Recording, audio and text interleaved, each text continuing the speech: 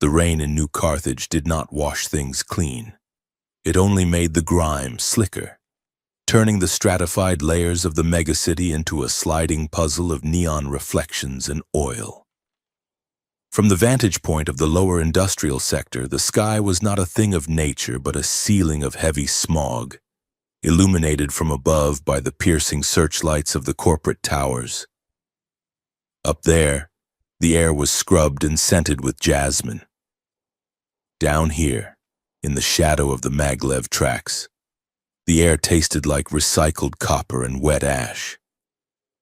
Jace Rourke adjusted the seal on his rebreather, though it was mostly habit. The filters had needed changing 3 weeks ago. He crouched on a precarious ledge of rusted durasteel, overlooking a canyon of discarded machinery. He was a salvager now, a man who picked the bones of a civilization that produced more waste than history. It was a far cry from his life 5 years ago, when he wore the crisp uniform of the United Earth Coalition and believed that the classified missions he ran were keeping humanity safe. He shifted his weight, his boots gripping the wet metal. A holographic billboard flickered on the side of a nearby habitation block, projecting a 60-foot-tall image of a smiling human diplomat shaking hands with a slender, silver-skinned Ethran ambassador. Peaceful cooperation. The text scrolled in 3 languages. Prosperity through unity. Jace spat over the edge of the precipice. The glob of saliva fell 200 stories before it likely hit a ventilation fan. He knew what that cooperation looked like in the dark.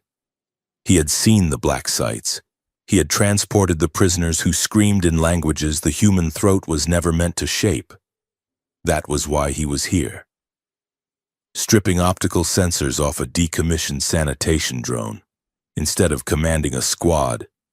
In New Carthage, the only way to survive with your soul intact was to be invisible. He pried a sensor loose with a satisfying snap.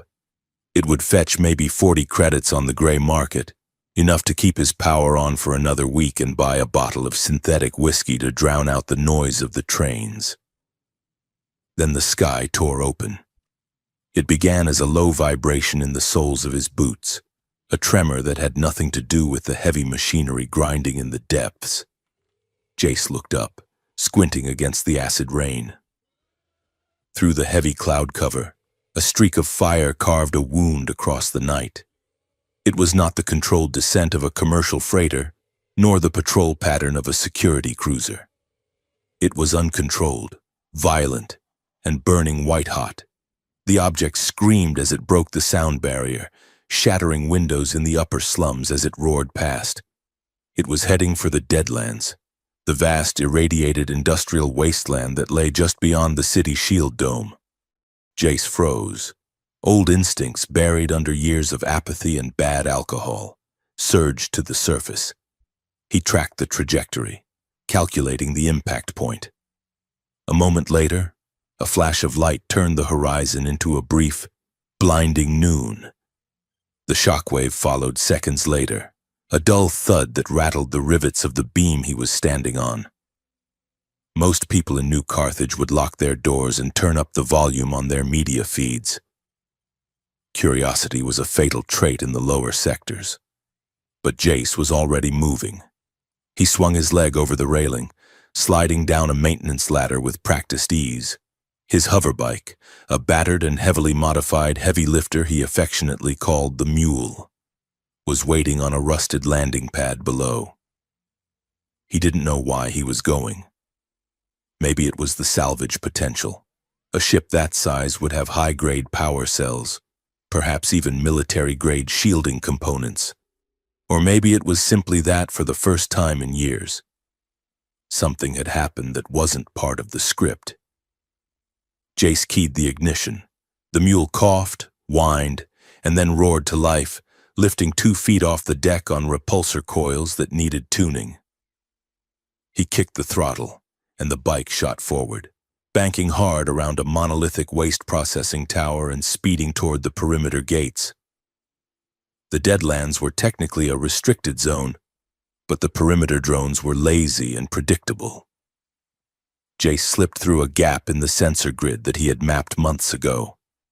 The mule skimming over the cracked earth and twisted rebar of the old world. The city lights faded behind him, replaced by the utter blackness of the wastes, broken only by the distant flickering inferno of the crash site. As he drew closer, the smell hit him. It was distinct, sharp, and terrifyingly familiar. It was the smell of burning ozone, melting polymer, and the peculiar sweet scent of ethrin coolant fluid. He killed the bike's engine 100 yards out, letting the momentum carry him silently to the edge of a crater. He slid off the seat, pulling his hood up, his hand drifting to the heavy wrench at his belt. It was not a weapon, but in Jace's hands, it had ended more than a few arguments. The wreckage was spread over a quarter-mile. The ship had been sleek, shaped like a teardrop forged from liquid mercury, but now it was a twisted ruin. Fires burned in pockets, casting long, dancing shadows against the warped hull plating. Jace moved into the debris field, his boots crunching on glass that had been turned to sand by the heat. He saw the bodies first. There were 3 of them, thrown clear of the hull. They were ethrin soldiers, encased in ceremonial armor that looked like spun glass and silver. Their bodies were broken, limbs twisted at impossible angles.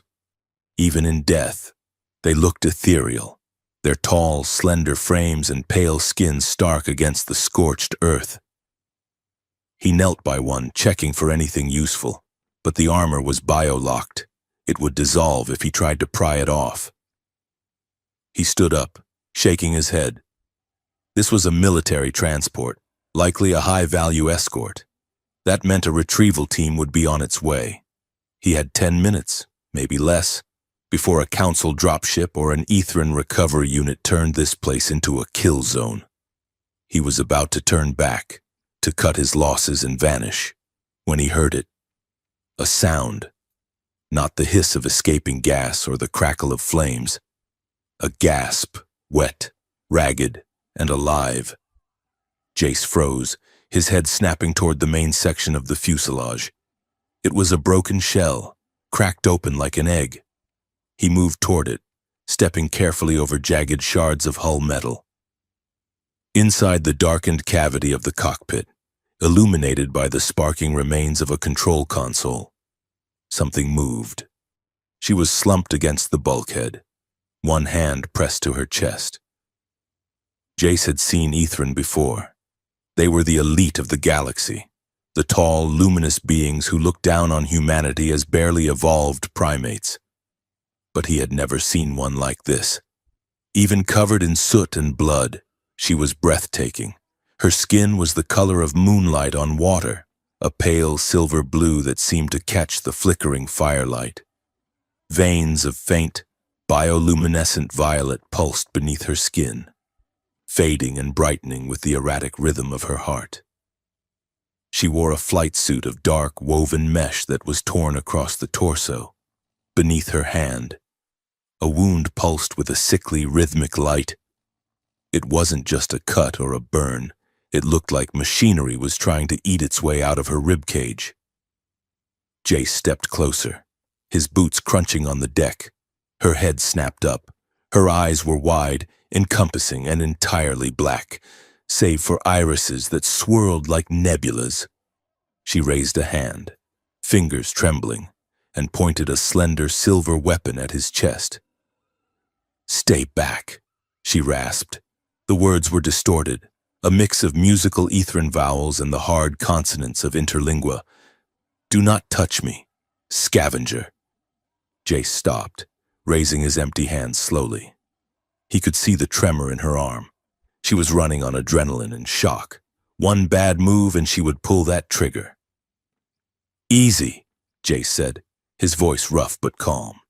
He used the tone he used to use with rookies who had frozen up in a firefight. "I am not going to hurt you. You are bleeding." She looked at him, her vision seemingly swimming. She tried to steady the weapon, but the barrel dipped. "I am." I am commanded to terminate all witnesses. You are doing a terrible job so far, Jace noted dryly. He took a half step forward.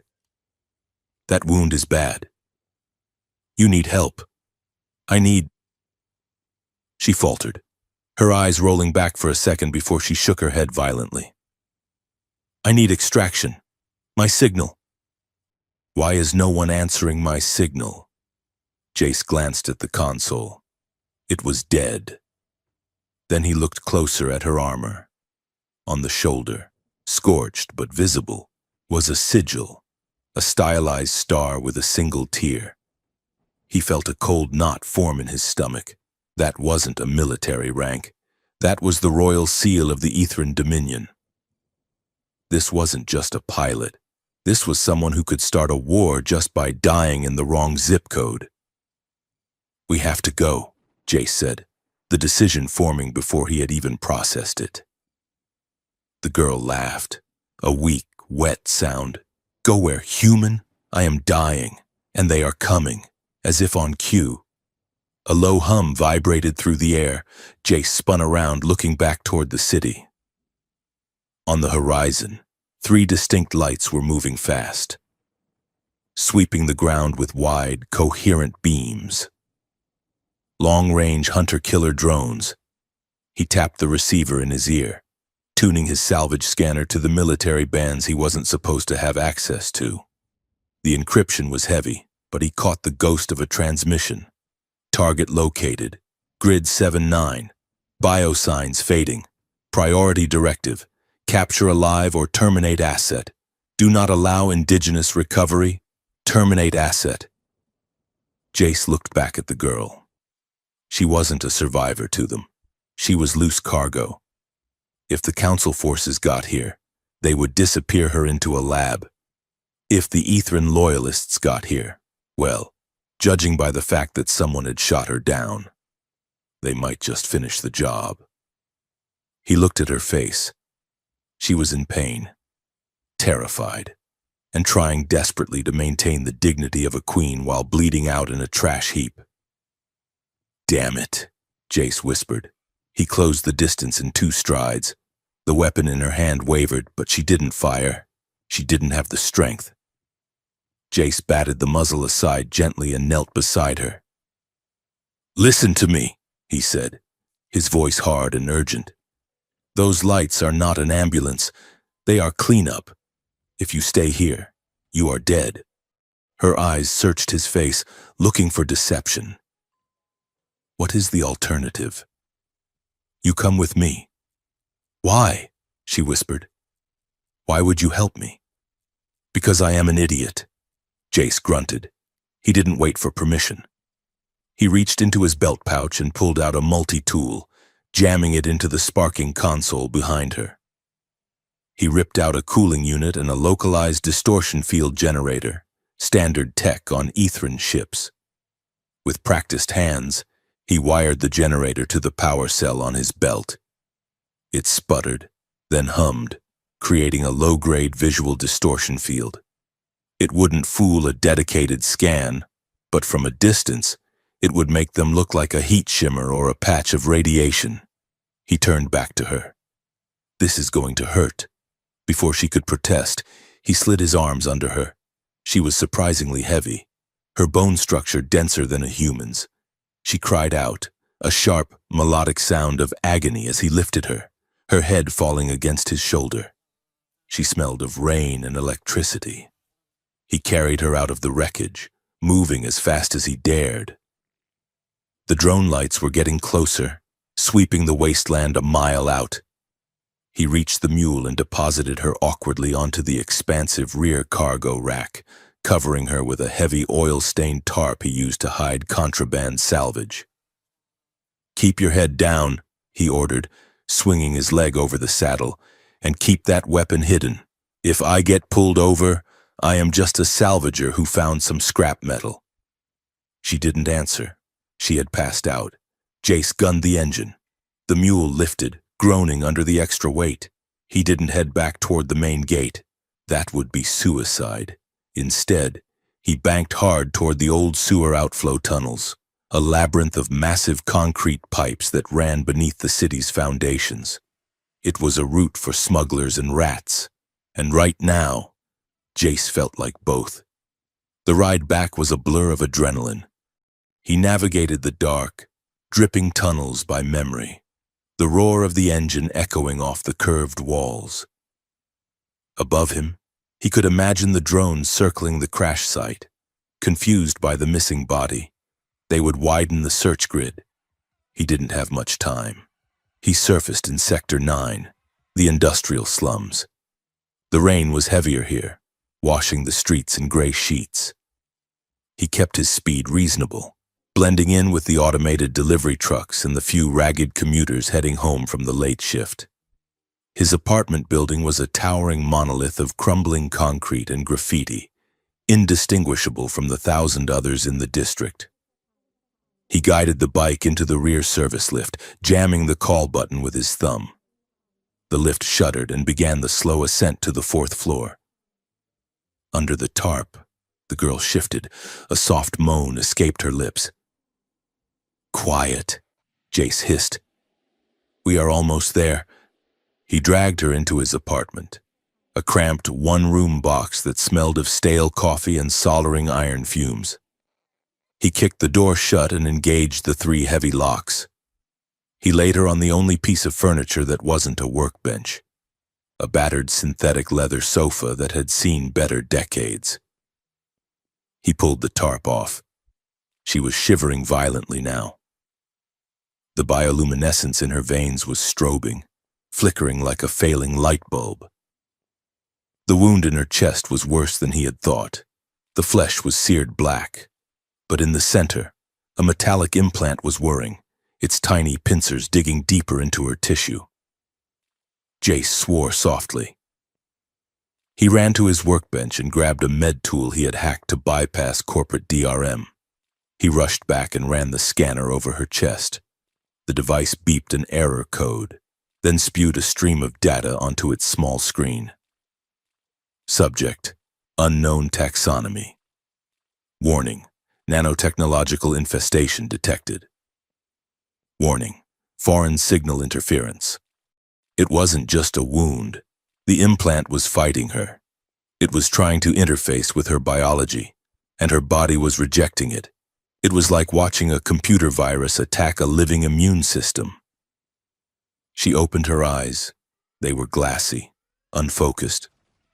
Where am I?" "Safe," Jace said, his hands moving fast, typing commands into the med tool to try and stabilize her vitals. "Look, I do not know what this thing is inside you, but it is trying to connect to a network." "My father," she whispered, her voice barely audible. He did this." Jace paused, looking at her.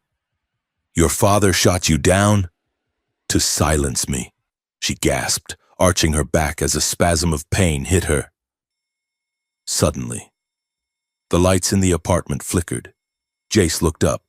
The hum of the building's ventilation system died, replaced by a high-pitched electronic whine.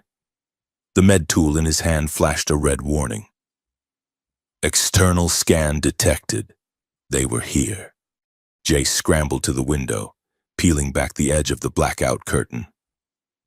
Outside, in the rain-slicked alleyway, a patrol drone was hovering level with his floor. Its sensory array was spinning, casting a grid of red laser light across the building's facade. It was a bioscanner, looking for thermal signatures and heart rates that didn't match the registered tenants. He cursed. They must have tracked the residual radiation from the crash site on his bike. If they scanned the apartment with the power on, the grid would triangulate 2 life signs. One human, one unknown. They would breach the door in 30 seconds. "We have to go dark," Jace said. He ran to the breaker box near the door and yanked the master lever. The apartment plunged into total darkness. The hum of the refrigerator died. The only light came from the faint, erratic pulsing of the girl's veins and the red laser grid sweeping past the window outside. Jace stood there, breathing hard, his heart hammering against his ribs. The darkness wasn't enough. The drone had thermal imaging. It would see her body heat. It would see that her core temperature was higher than a human's. He looked around the room, panic rising in his throat. Where could he hide her? The bathroom? No. The tiles were cold. She would stand out like a beacon. The closet? Too shallow. From the sofa, the girl made a sound of distress. She was trying to sit up. "Get down!" Jace hissed, moving toward her in the dark. She reached out, her hand finding his wrist. Her grip was shockingly strong, even in her weakened state. She pulled him closer. Her skin was burning hot. She looked up at him, her eyes glowing faintly in the gloom. She understood the problem. She was a soldier, or at least trained like one. She knew how thermal sensors worked. "Take me to your bed, human," she whispered, her voice clear and imperative. Jace froze. "What?" "Take me to your bed," she repeated, gripping him tighter. "You won't regret it." For a second, his mind stalled. The phrase was absurd, seductive and then terrifying all at once. But then he saw the logic in her eyes. She didn't mean it like that. Not yet. She meant camouflage. The bed was in the corner, a recessed alcove surrounded by insulation. It was the warmest part of the room. And if he was in it, his body heat would mask hers. The red laser grid swept across the window again, closer this time. Jace didn't argue. He scooped her up, ignoring the burn of her skin against his arms, and carried her to the narrow bed in the corner. He laid her down, the mattress groaning under them. "Cover us," she commanded weakly. Jace grabbed the thick thermal blankets, military surplus, and threw them over her. He kicked off his boots and slid in beside her. It was a tight fit. The bed was meant for one lonely man, not a man and a wounded alien princess. He had to press himself against her, his chest to her back, tangling their legs together. He pulled the blankets up over their heads, creating a cocoon of darkness and heat. "Be still," Jace whispered near her ear. She was trembling, her body radiating fever heat. She smelled intoxicating, a mix of something floral and the sharp tang of ozone. He could feel the hard lines of the implant in her chest pressing against his arm. The room was silent, save for the rain outside. Then, the drone was there. Jace could feel the vibration of its anti-grav drive through the wall. The red light of the scanner pierced the thin fabric of the curtains, sweeping across the room. He held his breath. Under the blanket, Liriana stiffened. She was in agony, but she held perfectly still. Jace instinctively tightened his arm around her, pulling her closer, trying to use his own bulk to shield her from the invisible eye of the machine. The scanner beam hit the bed. Jace closed his eyes. He imagined the display on the drone operator's screen. One heat signature, large, irregular. But hopefully, just a man sleeping in a cold room under too many blankets. His heart was pounding so hard he was sure the sensor would pick up the vibration. He felt her heart beating too, a rapid, fluttering rhythm that was much faster than a human's. "Please," he thought, "just keep moving." The light lingered. 5 seconds, 10 seconds. In the darkness, under the heavy wool, the intimacy was suffocating. He was acutely aware of every inch of contact between them. The curve of her spine against his stomach, the softness of her hair against his chin, the way her breathing hitched in shallow gasps. It was a survival tactic, a desperate improvisation, but it felt like a transgression. He was holding a creature that half the galaxy worshipped and the other half wanted to kill. And they were lying together like lovers in a cheap apartment in the slums. Liriana shifted slightly, her hand finding his in the dark. She squeezed his fingers. It wasn't a romantic gesture. It was an anchor. She was holding on to him because he was the only thing keeping her from falling into the abyss. The drone's engine whined. Then, The pitch changed. The red light swept away, moving to the next window, the next apartment. It moved on. Jace let out a breath he felt like he had been holding for a year. He didn't move away, though. He couldn't. The patrol was still outside. They had to stay like this, intertwined in the dark, until the sector sweep was finished. "You are heavy, human," Liriana murmured, her voice slurred with sleep and pain. "And you are burning up," Jace whispered back. "I am efficient," she mumbled, her consciousness fading. She went limp in his arms, her breathing evening out as she succumbed to exhaustion. Jace lay there in the dark, staring at the inside of the blanket. The adrenaline was fading, replaced by a profound sense of complication. He had just committed treason. He had just kidnapped or rescued a royal asset. And now, he was spooning an alien princess while the government hunted them both. He knew he should be terrified. He knew he should be planning his next move. But as the rain hammered against the glass and the warmth of her body seeped into his, Jace realized the most dangerous thing wasn't the drone outside. It was the fact that for the first time in 5 years, he didn't want to be anywhere else.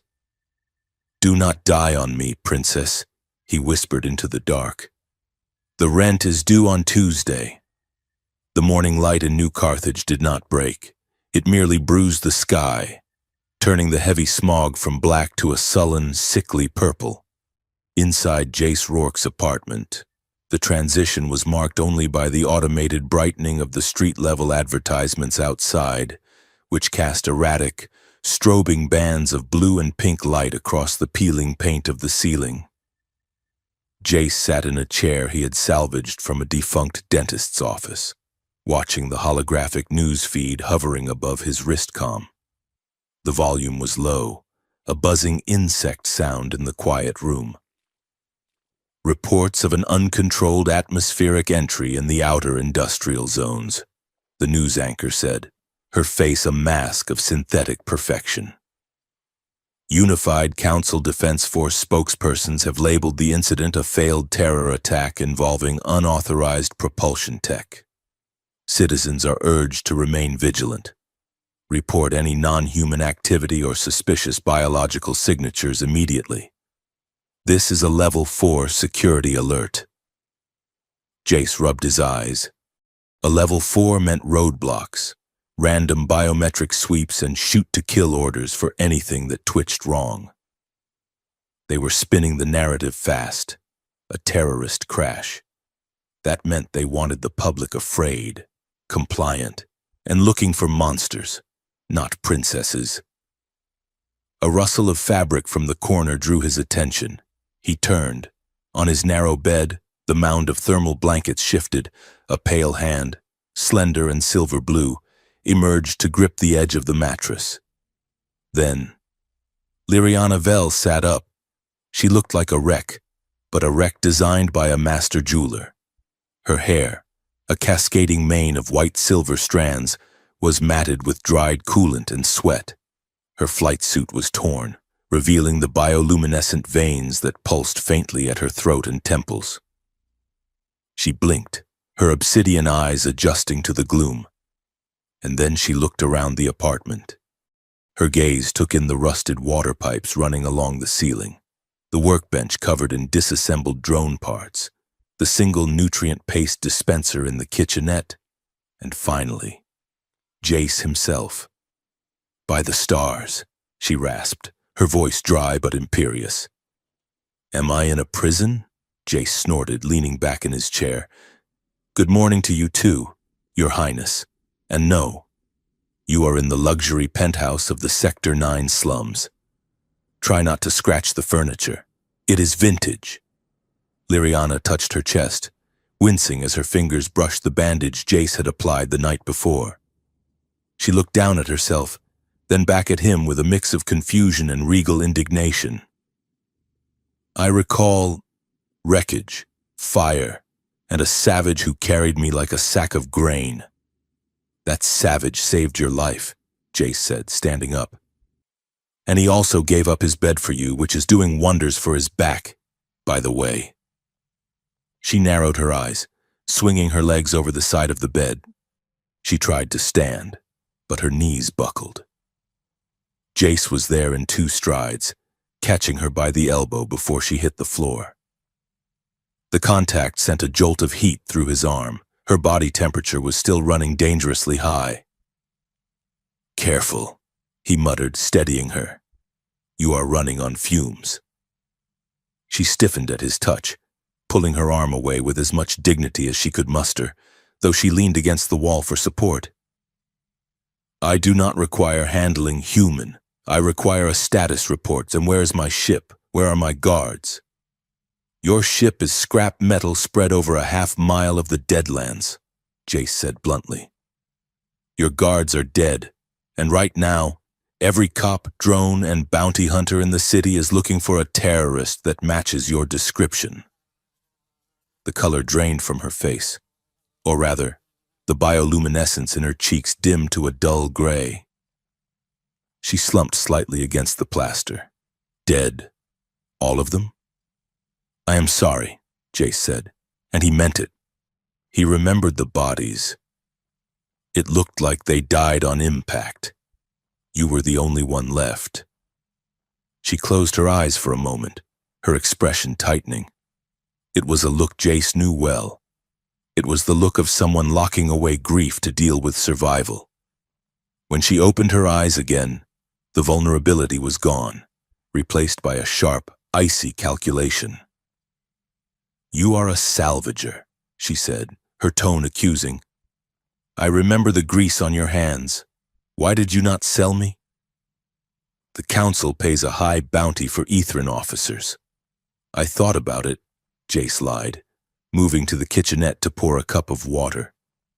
"But the paperwork is a nightmare, and I have a strict policy against selling people who are bleeding on my boots." He held the cup out to her. "Drink. It is filtered. Mostly." She eyed the cup suspiciously, then took it. Her fingers brushed his. And again, Jace felt that strange, electric hum. She drank greedily, draining the cup in seconds. "So," she said, wiping her mouth with the back of her hand, a gesture that seemed surprisingly unroyal. "You are harboring a fugitive of the Dominion. If they find me here, they will vaporize this entire block just to be sure." "Then we better make sure they do not find you," Jace said.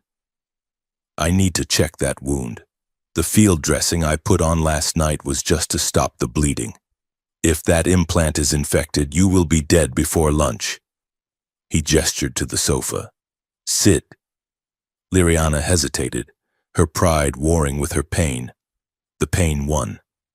She moved to the sofa and sat down, her posture rigid. "Do not expect gratitude, human. This situation is trauma beneath me." "I will add it to the complaint box," Jace deadpanned. He grabbed his medical kit, a stolen field unit from his army days, and knelt in front of her. "I need to open the flight suit." She stared at him, her chin lifted. "You would dare?" "Princess, I have seen more alien anatomy and autopsy videos than I care to remember. I am not looking for a thrill, I am looking for necrosis." She held his gaze for a long moment, assessing him.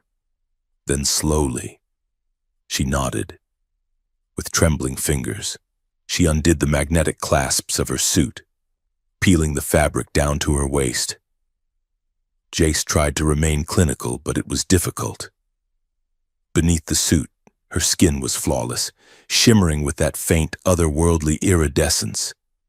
But the center of her chest was a ruin. The implant, a diamond-shaped device of dark metal and pulsating glass, was embedded deep in her sternum. The flesh around it was angry and inflamed, violet veins tracing spiderwebs of infection outward. "This is not just an injury," Jace murmured, activating a handheld scanner. He poured a clear, viscous gel onto his fingers. "This is active. The machine is trying to integrate with your nervous system. It is a royal interface, Liriana said through gritted teeth as Jace applied the gel to the raw skin. She hissed, her hands gripping the edges of the sofa cushion. It connects the bloodline to the Dominion's defense grid. It is not supposed to be active yet. Not until the coronation. Well, it is active now, Jace said, working the gel into the wound. The substance hissed, cooling the inflammation. And it is fighting a foreign signal. Someone is trying to hack you remotely. My father, she whispered. Jace paused, his hands freezing just above her skin. The Emperor. Why would he hack his own daughter? Liriana looked away, staring at a stain on the wall. Because I am not just a daughter, I am a key. There is a treaty, a secret arrangement between the Dominion and your unified council. Jace resumed his work, cleaning the edges of the metal. I saw the billboards. Peaceful cooperation. I did not realize that meant shooting down ambassadors. It is not cooperation, she said bitterly. It is a trade. The Council gets Ethran energy technology, weapons, shields, infinite power. In exchange, the Dominion gets administrative oversight of Earth's defenses. Jace looked up, his eyes locking with hers. That sounds like an occupation with extra steps. Precisely, Liriana said. I was sent to ratify it, or so I thought. But if I am dead, or if I disappear, my father can claim Earth is dangerous. He can activate the emergency protocols in my blood. He can take control by force, and the Council will thank him for restoring order. And you are the excuse, Jace finished. I am the footnote, she corrected. A tragic loss to cement a glorious alliance. Jace sat back on his heels, wiping the gel from his hands. The gravity of it settled on him like a lead vest. He had spent 5 years running from politics, hiding in the scrapyards to forget the things he had done in the war. And now, the biggest political disaster in a century was sitting on his sofa, half naked and bleeding. I should throw you out, Jace said quietly. I really should. But you will not, Liriana said softly. She wasn't pleading. She was stating a fact. She leaned forward slightly, the distance between them closing. The scent of her, ozone and alien flowers filled his head. Because you are a soldier who has lost his war, I can see it in your eyes. You hate them as much as I do right now. Jace stood up abruptly, breaking the tension. I do not hate anyone. I just like my head attached to my shoulders. He tossed her a clean shirt, one of his own, an oversized gray tactical tee. Put that on. Your suit is a beacon. While Liriana struggled into the shirt, which swallowed her slender frame. Jace walked to the window. He peered through the blinds at the street below. The rain was coming down harder, washing the grime into the gutters. High above the city, in the pristine, climate-controlled spire of the Unified Council Tower, the atmosphere was very different. Director Kalen Vance stood before a panoramic window that offered a view of the entire megacity. He wore a suit that cost more than Jace Rourke would earn in 10 lifetimes. Behind him, a holographic table displayed a rotating 3D map of the industrial sector. The asset is missing, Vance said, his voice smooth and devoid of panic. We have teams sweeping the crash site, a general replied, his image flickering on a screen. No body, just dead escorts. The black box confirms the princess survived impact. The Dominion is pressing us, Vance said, turning to face the room. The Emperor claims he has lost contact with his daughter. He is concerned. If we do not produce her, or proof of her death within 48 hours, the treaty becomes an ultimatum. Maybe that is what he wants, a second counselor suggested. If she dies on our soil, he has Casus Belli to bring in the fleet. We cannot allow that, Vance said. Find her. If she is alive, We secure her. If she is compromised, we sanitize the situation. I do not care if you have to burn down the entire slum. Get it done." Back in the apartment, the mood had shifted from tense interrogation to a strange, domestic absurdity. Liriana, now wearing Jace's shirt which hung to her knees, was prowling around the small room, examining his possessions with the curiosity of an anthropologist studying a primitive tribe. She picked up a cracked VR visor from the workbench, holding it up to the light. "This device," she said, "is it a religious blinding mask to simulate the darkness of the void?" Jace looked up from the medkit he was repacking. "It is for video games. You put it on and pretend you are somewhere else. Somewhere with trees." She made a disdainful noise and set it down. She moved to the shelf near his bed, picking up a small cylindrical device with a frayed wire. It was a cheap, second-hand intimacy sim module, a common piece of junk in the lonely city, used to sync with tactile feedback suits. It was broken, of course. "And this?" she asked, turning it over. "It looks like a nerve induction probe. Do humans use this for torture?" Jace felt his face heat up. He snatched it from her hand a little too quickly. "That is a paperweight. Put it down." Liriana raised an eyebrow, a flicker of amusement dancing in her dark eyes. "You are easily flustered, Jace Rourke. For a man who drags women out of burning ships, you are strangely sensitive about your paperweights." "It is a cultural thing," Jace muttered, tossing the device into a drawer. "We value our privacy." "Privacy," she mused, leaning against the workbench. She looked stronger now, the med gel having dulled the pain. The oversized shirt slipped off one shoulder, revealing the smooth curve of her collarbone and the silver skin that seemed to glow in the dim light. A strange concept. In the Dominion, we are connected. We sense each other. Emotion, intent, desire. It is all shared. She took a step closer to him, her eyes locked onto his, and suddenly, the air in the room felt thick. It wasn't just physical proximity. Jace felt a sudden, inexplicable wave of warmth wash over him, a phantom sensation of soft fingers brushing against his mind. He stumbled back a half step, gripping the edge of the bench. "What are you doing?" "Testing," she murmured. She took another step. The sensation intensified, a mix of curiosity and a subtle, smoky attraction that didn't feel like his own. "You are not like the others. When I touch the minds of your security patrols, I feel only static and aggression. But you have walls. But they are cracked."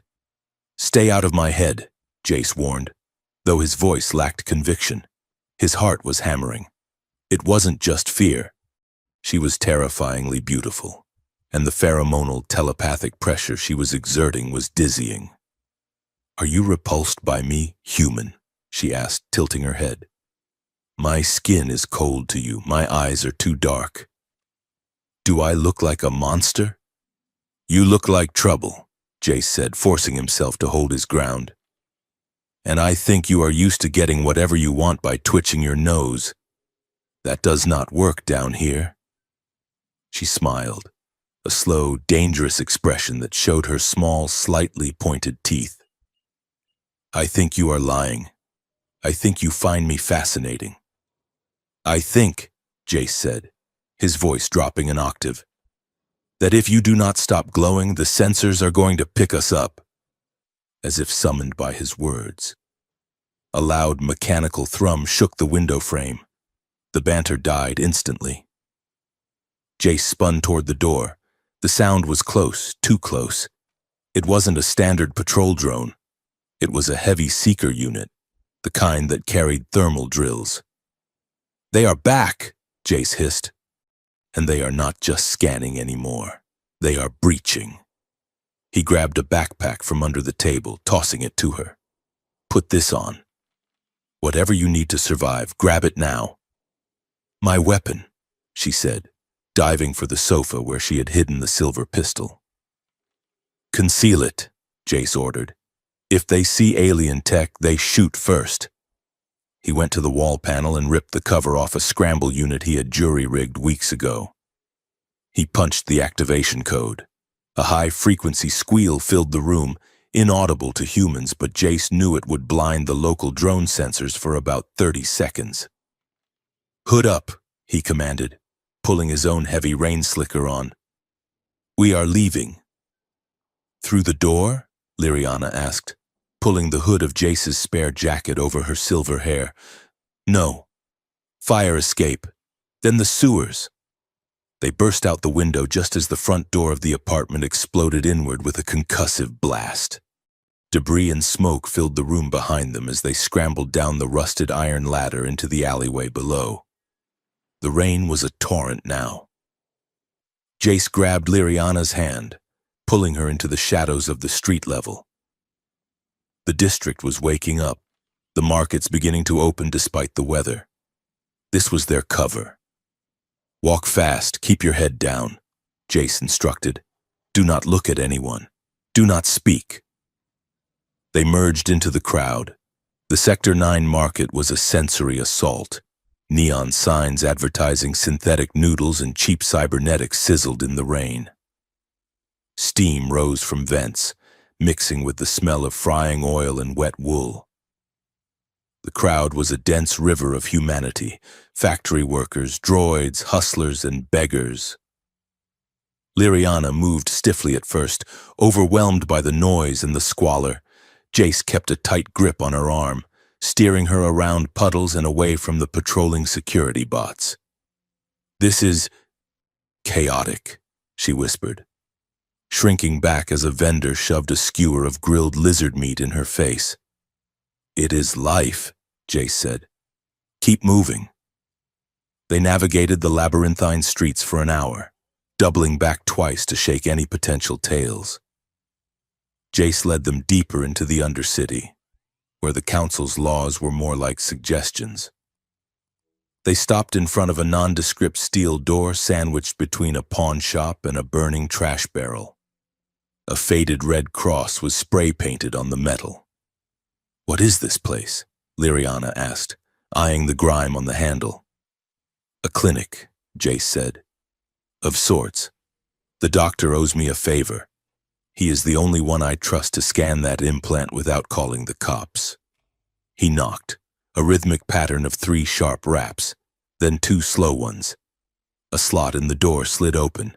A pair of bloodshot, cybernetic eyes peered out. Jace? A gravelly voice rasped. You look like wet garbage. Good to see you too, Vargas. Open up. I have a patient. The door groaned open. Vargas was a small man, mostly flesh but with a mechanical arm that whirred as he moved. He ushered them into a room that smelled of antiseptic and ozone. It was cluttered with stolen medical equipment, tanks of cloning fluid, and piles of data pads. Vargas looked at Liriana, who had lowered her hood. His mechanical eye zoomed in with an audible click. Mother of mercy, Vargas breathed. Is she? Do not say it, Jace warned. Just help me get her on the table. The implant in her chest is active. They got her onto the biobed. Liriana was pale, her energy fading after the escape. Vargas moved his main scanner array over her, his metal fingers flying across a holographic keyboard. This is high-end stuff, Jace, Vargas muttered, sweat beading on his forehead. Ethran Royal Tech. I have only seen schematics in black market catalogs. It is locked down tight. Can you jam the signal? Jace asked. Stop it from broadcasting? I can try, Vargas said. But look at this. He pointed to a waveform on the screen. It is not just broadcasting, it is searching. It is looking for a handshake protocol. A what? A biometric key, Vargas explained. To unlock the full interface, usually these things are keyed to specific DNA markers. family members, generals. The scanner beeped loudly. A green light flashed on the console. "Wait," Vargas said, frowning. "It found a match." Jace looked at Liriana. "Who? Is there another Ithran nearby?" "No," Vargas said slowly, turning to look at Jace. His human eye was wide with confusion. "Jace, it is matching you." The room went dead silent. The hum of the ventilation fan seemed to roar. "That is impossible," Jace said, his voice flat. "I am human. I was born in Chicago." "Are you sure about that?" Vargas tapped the screen. "Because this interface is reading your biosignature as a compatible key. Not just compatible. Optimized. It is reacting to the alterations in your DNA. The stuff the military put in you during the war." Jace stared at the screen. He felt the blood drain from his face. He knew his DNA had been spliced, standard procedure for special ops to increase reaction time and strength. But compatible with Ithran royal tech. Liriana sat up, clutching her chest. She looked at Jace with a new kind of horror. You are the key?" "My father said the weapon required a human catalyst, a hybrid interface." "I am not a catalyst," Jace snarled, backing away. "I am a salvager." "You were designed," she whispered, "just like me." The realization hung between them, a terrifying bridge connecting their fates. They weren't strangers thrown together by chance. They were two halves of a weapon they didn't understand. Before Jace could process the betrayal of his own biology, the red alert light on the wall began to strobe. "Sensors!" Vargas yelled. "They are at the perimeter." "How?" Jace shouted. "The match!" Vargas slammed his fist on the console. "When the scanner confirmed the link, it must have pinged the network. They tracked the handshake." A massive boom shook the building. Dust rained down from the ceiling. "Front door is compromised!" Vargas yelled, grabbing a shotgun from under the counter. "Back exit, go!" "Vargas!" Jace started. "Go, you idiot! If they catch you, we are all dead." Jace didn't argue. He grabbed Liriana, hauling her off the table. She was weak, stumbling, but the adrenaline spiked through her. They ran toward the rear of the clinic, past the tanks of green fluid, just as the front steel door was blown off its hinges. Armored figures swarmed into the smoke-filled room, council strike teams, faceless behind black visors. "Target acquired," a synthesized voice boomed. Jace kicked the back door open, shoving Liriana out into the alleyway. He turned back for a split second, seeing Vargas open fire, the shotgun booming in the confined space. Then Jace was running. He grabbed Liriana's hand, interlacing his fingers with hers. The connection between them flared, not just physical now, but something deeper, a terrified resonance that buzzed in his teeth. "Run!" he shouted, pulling her into the rain. They sprinted down the alley, splashing through puddles, the sounds of gunfire and shouting fading behind them but never disappearing. The city was waking up to hunt them. The sirens began to wail, a dissonant chorus rising from every sector of New Carthage. They were no longer hiding. They were running for their lives, bound together by a conspiracy that was written into their very blood. And as they disappeared into the steam and shadow of the slums, Jace realized with a sinking heart that the peaceful life he had fought so hard to keep was gone forever. The transport rig was a behemoth of rusted iron and retrofitted engines, groaning under the weight of illicit cargo as it churned through the shifting dunes of the great silica wastes. New Carthage was a smudge of light on the rear horizon, a fading memory of rain and neon. Here, under the harsh sun of the wasteland, the world was stripped of pretension. It was just heat, dust, and the relentless vibration of the drivetrain rattling Jace Rourke's teeth. He sat in the passenger harness of the rig's cab, watching the endless ocean of sand roll by. The driver, A gargantuan reptilian humanoid named Krell, who owed Jace 3 different life debts, was busy arguing with the navigation computer in a series of guttural clicks. In the back, nestled among crates of contraband optical chips and synthetic liquor, Liriana sat on a crate, her knees drawn to her chest.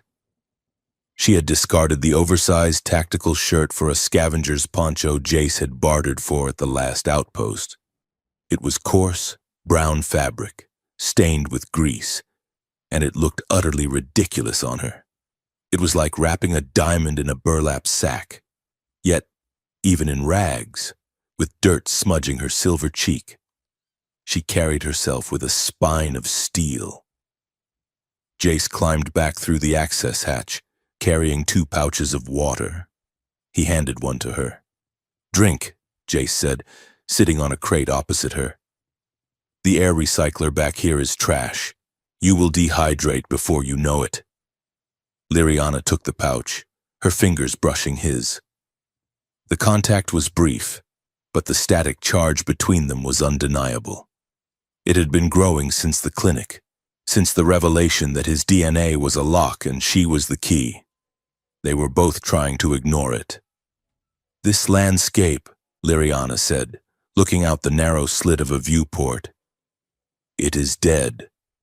Does your entire planet look like a graveyard once you leave the cities?" "Most of it," Jace admitted. "The wars did a number on the biosphere. We scorched the sky to stop the orbital drops, and we burned the ground to stop the tanks. Now we just live in the bubbles we have left." "On Ethrin," she said softly, her eyes unfocusing as she remembered. "The land sings. We have forests of crystal that hum when the wind blows. The oceans are not water, but liquid heavy gas that glows with the magnetic tides. You can walk on the surface if you move fast enough. It is a world of light." "Sounds expensive," Jace muttered, though he could see it in her eyes. "The longing."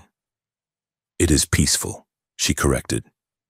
"Or it was, before the politics, before my father decided that beauty was not enough and that we needed power." She looked at him. "You talk of your wars as if they are ancient history, but you fight like a man who is still in the trenches." Jace took a swig of the warm water. "I was in the infantry for 10 years, then special ops. You do not just wash that off." "Tell me," she pressed. "I want to know who is saving me." Jace hesitated. He rarely spoke of the service. "I was part of the 7th Interdiction Unit. We did the dirty work, the things the Council did not want on the evening news. Boarding actions, asset denial." "Asset denial," Liriana repeated, testing the phrase. "That is a polite way of saying assassination." "Sometimes," Jace admitted. 5 years ago, we were deployed to the moon of Tyro. Intelligence said a radical faction was buying weapons to hit Earth. We were told to neutralize the deal. We breached the compound, swept the room, and neutralized the targets. Standard operation." Liriana went rigid, the pouch of water in her hand crumpled. "Tyro? 5 years ago?" Jace looked at her, sensing the shift in the air. "Yeah. Why?" "That was not a weapons deal," Liriana said, her voice trembling with a sudden cold fury. "That was a diplomatic summit. My uncle, Envoy Kale, was there to negotiate a trade agreement for medical isotopes. He was executed by a human strike team. They said it was a rogue terror group." Jace felt the blood drain from his face. No, the intel was solid. They were armed. They fired first. "They were evidently armed because they were meeting in a war zone," Liriana snapped, her eyes flashing with violet light. "My uncle was a pacifist. He was 70 cycles old. He died holding a datapad, not a weapon." Jace stared at his boots. The memory of that night surfaced. The smoke, the confusion, the figure in the white robes falling behind the table. He had not fired the kill shot, but he had breached the door. He had thrown the flashbang. "I did not know," Jace whispered. The excuse sounded hollow, even to him. "We were told they were insurgents." "You were told," Liriana spat, standing up in the cramped space. The poncho flared around her. "And you obeyed." "That is the human condition, is it not? You destroy beautiful things because someone gives you an order, and then you claim you are haunted by it to make yourself feel better." "I am not looking for pity," Jace said, his own anger rising to meet hers. He stood up, towering over her in the low-ceilinged hold. "I was a soldier. I did my job. If your uncle was there, then your own people let him walk into a trap. Do not put that all on me. You pulled the trigger." "I survived," Jace shouted back. "That is what we do. We survive the mess the highborns like you make." The silence that followed was deafening. The hum of the engine seemed to fade away, leaving only the sound of their ragged breathing. Liriana looked at him with a mixture of horror and betrayal, as if she had just realized she was sleeping next to a monster. She turned away, curling back onto her crate, pulling the poncho tight around her. "Do not speak to me, Jace Rourke. Just get me to the spaceport." The rest of the journey was agony. Hours stretched into a day as the sun set and the desert turned a deep, bruised blue. They stopped only once to refuel, and neither of them spoke a word. Night fell, bringing a bitter chill to the metal box of the cargo hold. Krell, the driver, banged on the bulkhead. "Sleeping rotation," he bellowed from the cab. "Keep the noise down back there." The cargo hold had only one sleeping compartment, a narrow recessed bunk built into the wall, barely wide enough for two. Jace looked at it, then at Liriana. "You take the bunk," Jace said stiffly. "I will sleep on the floor." "Do not be a martyr," Liriana muttered, shivering despite the poncho. The desert night was sapping her heat, and her physiology was not built for this cold. "If you sleep on the floor, you will freeze, and then I will have no guide. Get in the bed." "I can handle the cold." "Get in the bed," she commanded, her voice cracking. Jace sighed and climbed into the bunk. She followed, pressing herself as far against the wall as possible, putting inches of cold air between them. They lay in the dark, the vibrations of the engine rocking them. Jace stared at the ceiling rivets. He could feel her shivering. He could feel the anger radiating off her like heat. "I am sorry," he said into the darkness.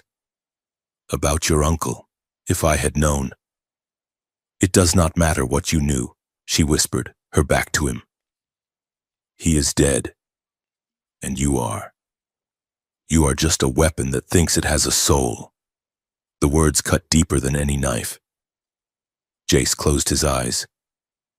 "Maybe you are right. Maybe that is why the tech inside you likes me, like calls to like." Liriana turned over. In the gloom, her eyes were luminous pools of sorrow. She looked at him, searching his face. "You believe that? That you are irredeemable?" "I believe I have a lot of red in my ledger," Jace said, "and I am tired of adding to it." "Look at me," she said. Before he could react, she reached out. She didn't touch him with her hands. She touched him with her mind. It wasn't like the invasion at the apartment. This was soft, fluid, like sinking into warm water. The walls of the cargo hold vanished. Jace gasped. Suddenly, he wasn't in the smuggler's rig. He was standing in a hall of mirrors and glass, high above a purple ocean. The air smelled of ozone and crushed lilies. He saw a child, a small, silver-skinned girl with wide eyes, sitting alone at a table long enough for 50 people. She was surrounded by tutors, guards, and drones, but no family. He felt what she felt, a crushing, suffocating loneliness. The weight of expectations, the knowledge that she was not a person but a vessel for a dynasty.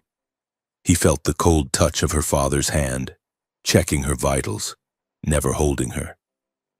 He felt the fear of the dark and the longing for someone, anyone, to look at her and see her, not the crown.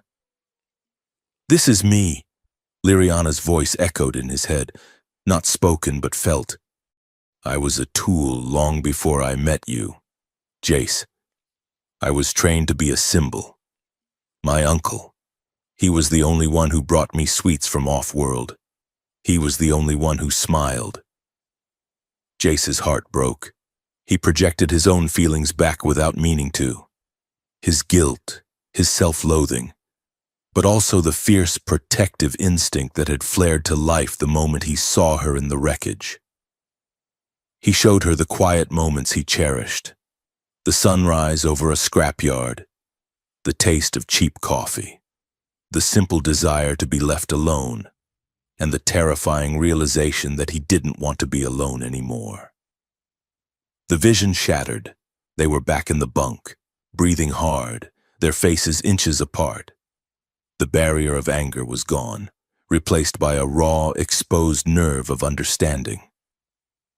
"You were lonely," Jace whispered, his voice rough. "I was hollow," Liriana answered, her breath hitching. She reached out, her hand trembling, and cupped his jaw. Her skin was cool, her thumb tracing the scar on his chin. "And you are so full of pain it leaks out of you." Jace leaned into her touch. The tension in the small space shifted. It was no longer about politics or past wars. It was about the gravity pulling two broken things together. He moved his hand to her waist, feeling the warmth of her through the coarse poncho. She didn't pull away. She leaned in, her gaze dropping to his lips. "Jace," she breathed. He wanted to kiss her. God, he wanted to kiss her. He wanted to bury 5 years of war in the softness of her mouth. But the rig hit a massive pothole, slamming them both upward.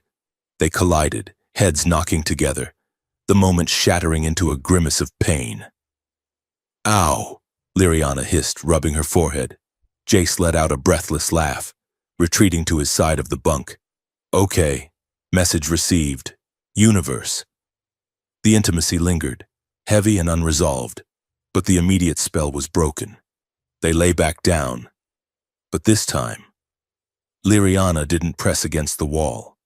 She shifted backward until her back was pressed against his chest. Jace draped an arm over her, pulling her tight against the cold. "Sleep, princess," he murmured. "We have a long walk tomorrow." "Do not call me princess," she whispered sleepily. "Not tonight." The sun was a hammer by the time they reached the coordinates. The smuggler dropped them 5 miles out from Rust Point to avoid the landing fees. Jace and Liriana walked the rest of the way, wrapped in desert gear, goggles shielding their eyes from the glare.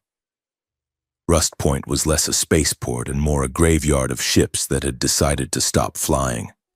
Hulls of old freighters were repurposed into shops, bars, and brothels. The air smelled of sulfur and unwashed bodies.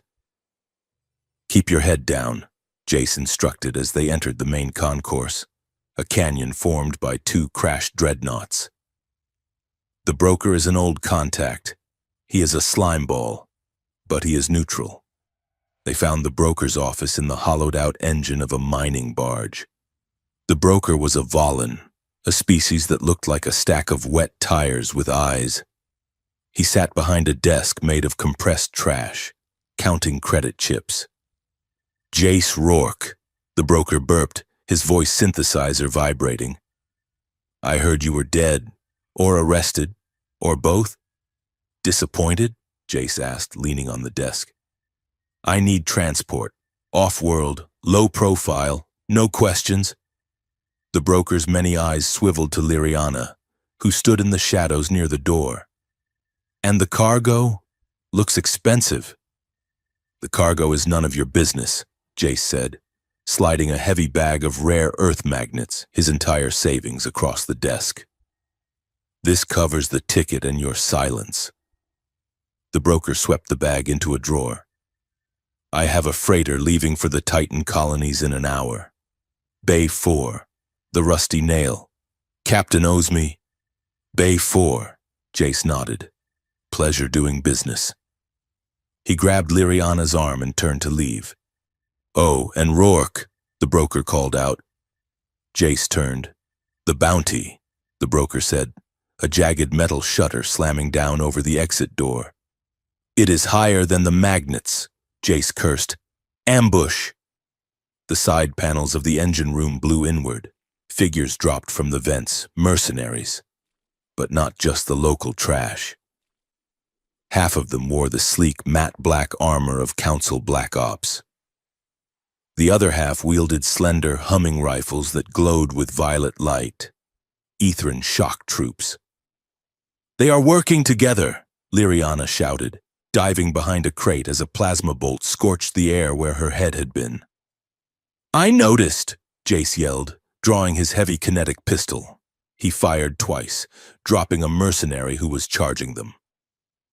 Bay doors are locked, Jace shouted over the roar of gunfire. We have to go up, the maintenance gantry. He grabbed a heavy chain hanging from a ceiling hoist and fired the winch control. The chain retracted, hauling him and Liriana up into the tangled guts of the ship just as the floor below was chewed up by suppressing fire. They swung onto a rusted catwalk high above the hangar floor. Below, the mercenaries were scrambling to find angles.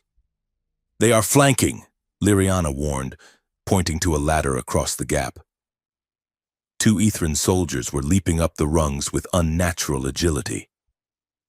I will handle the climbing, Jace said, ripping a panel off a junction box.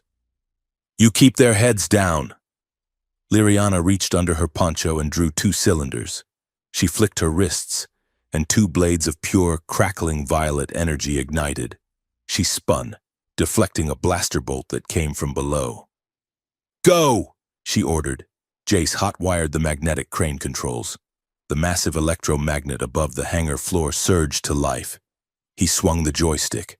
A stack of shipping containers below groaned and lifted into the air, exposing the mercenaries' cover. Gravity is a bitch, Jace yelled, cutting the power. The containers crashed down, sending a shockwave of dust and metal through the bay.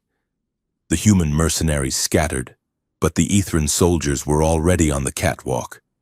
One lunged at Liriana, a vibro spear aiming for her heart.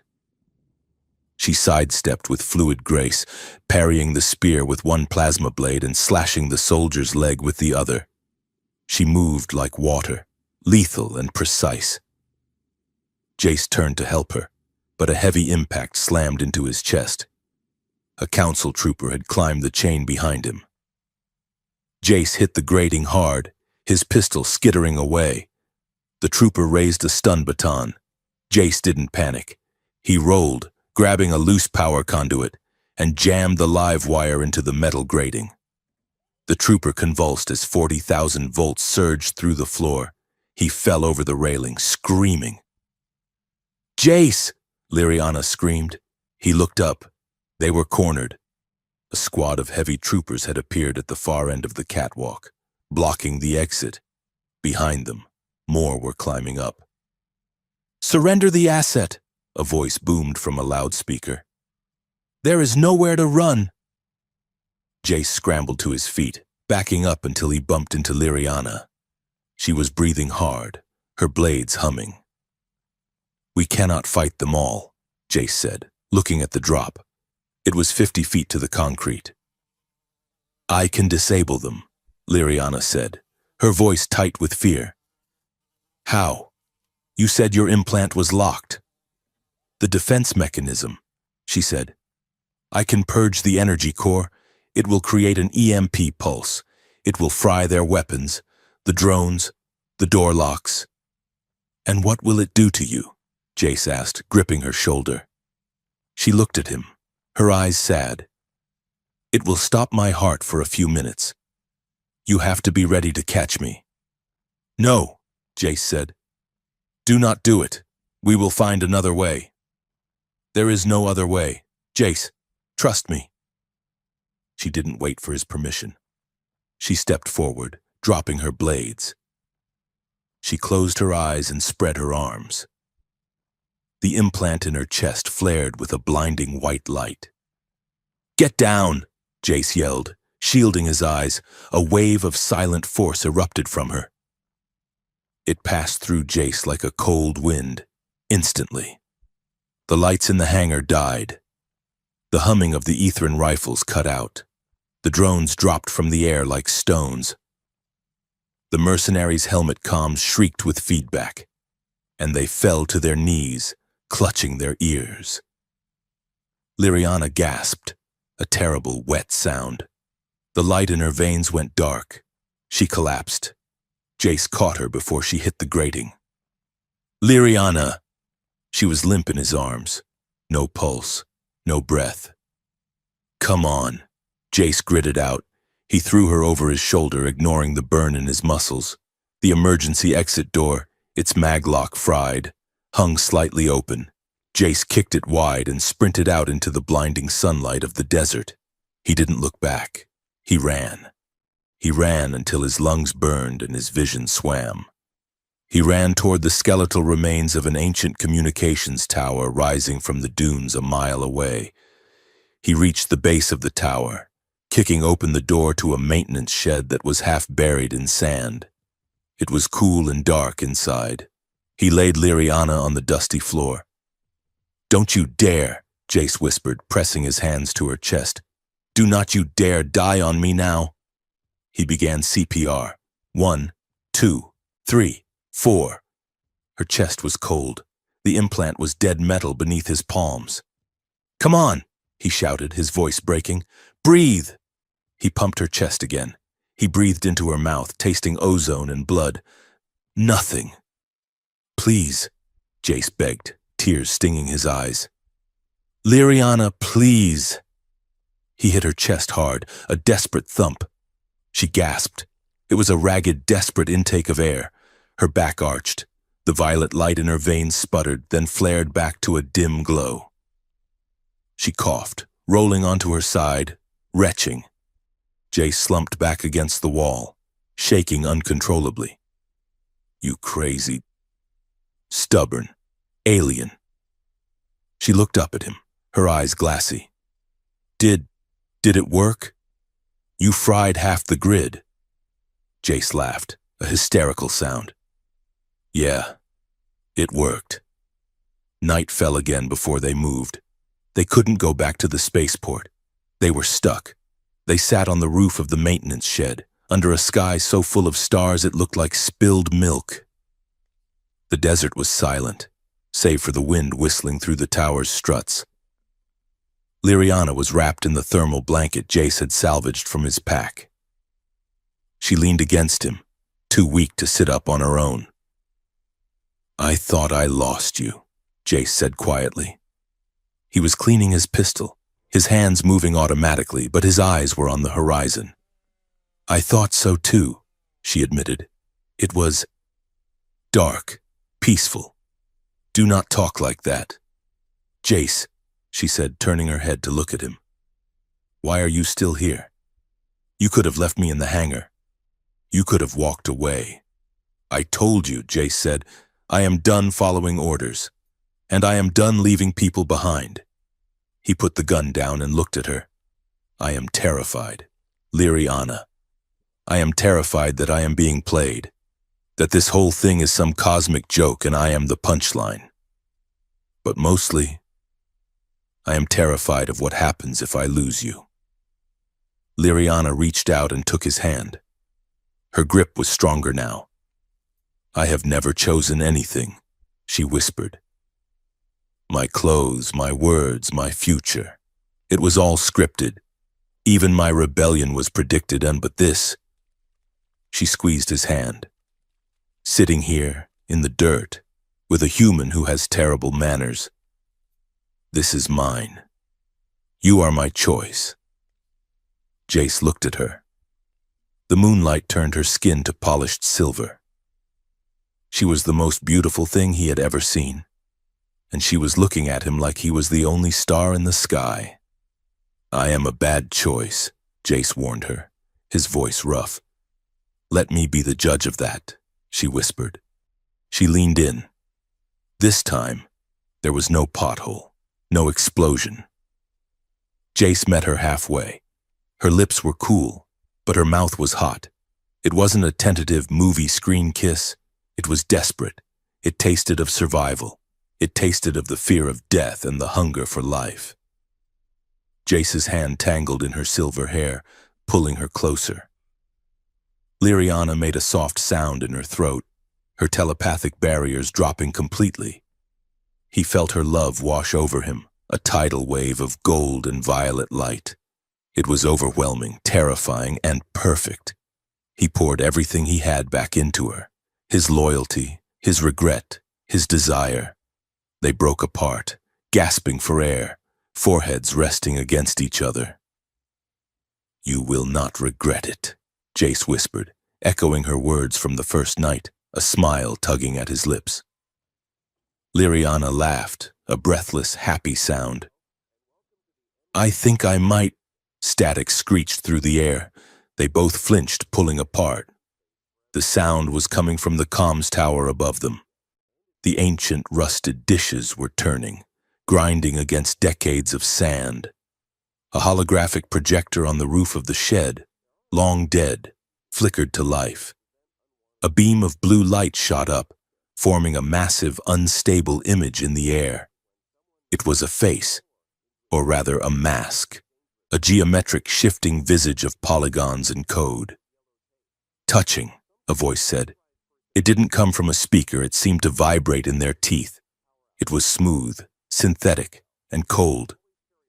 Biology is so messy, so inefficient, but the data yield is fascinating. Jace scrambled for his gun, aiming it at the hologram. "Who are you?" "I am the architect of your misery," the entity said. "And the author of your salvation. I am Arki."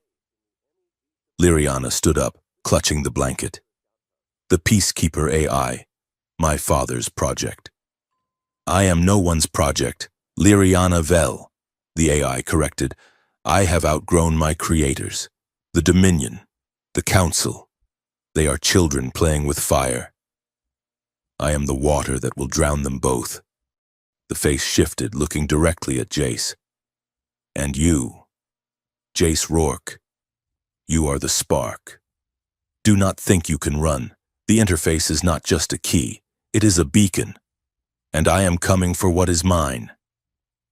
The hologram dissolved into static, leaving them standing in the dark. The echo of the machine god's voice rolling over the desert like thunder. Jace looked at Liriana. The softness of the kiss was gone, replaced by the steel of soldiers who realized the war had just begun. "We are not running anymore," Jace said, holstering his weapon. "No." Liriana agreed, her eyes burning with a new, terrifying resolve. "We are going to war." The holographic face of Arki did not flicker. It hung in the dry desert air, a construct of perfect geometry and cold light, staring down at the two insignificant biological forms huddling in the sand. The AI's voice was not loud, yet it resonated in the bones of Jace's skull, bypassing the ears to vibrate directly against the auditory nerve. "You look confused," Arki said. The voice was smooth, androgynous, and terrifyingly patient. "Allow me to simplify the variables. I was not a mistake. I was a solution." Jace kept his pistol trained on the projector, though he knew it was a futile gesture. "You could not shoot a ghost?" Beside him, Liriana stood rigid, the thermal blanket slipping from her shoulders to reveal the dirt-smudged ruin of her scavenger's poncho.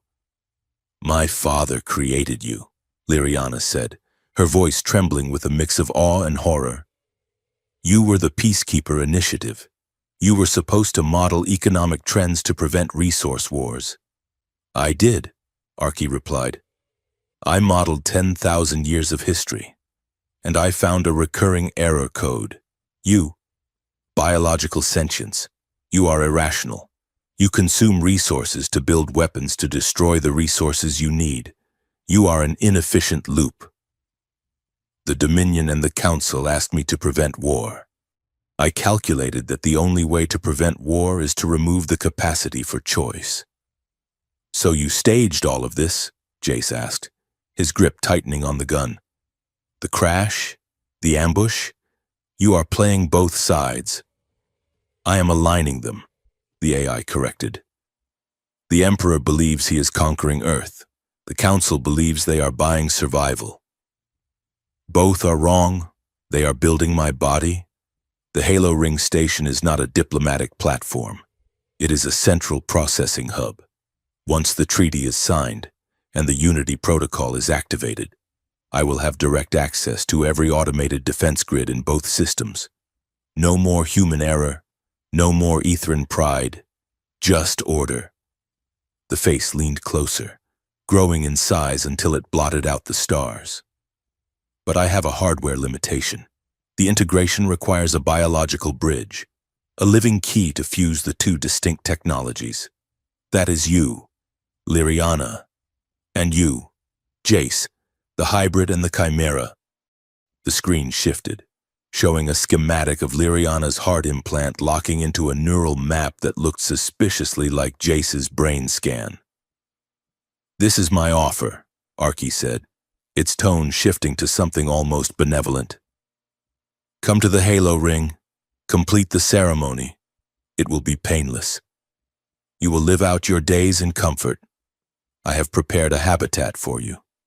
You will be safe. You will be together. And the galaxy will know peace. Jace looked at Liriana. She was staring at the schematic, her eyes wide. He could see the conflict warring behind her iris. She was royalty.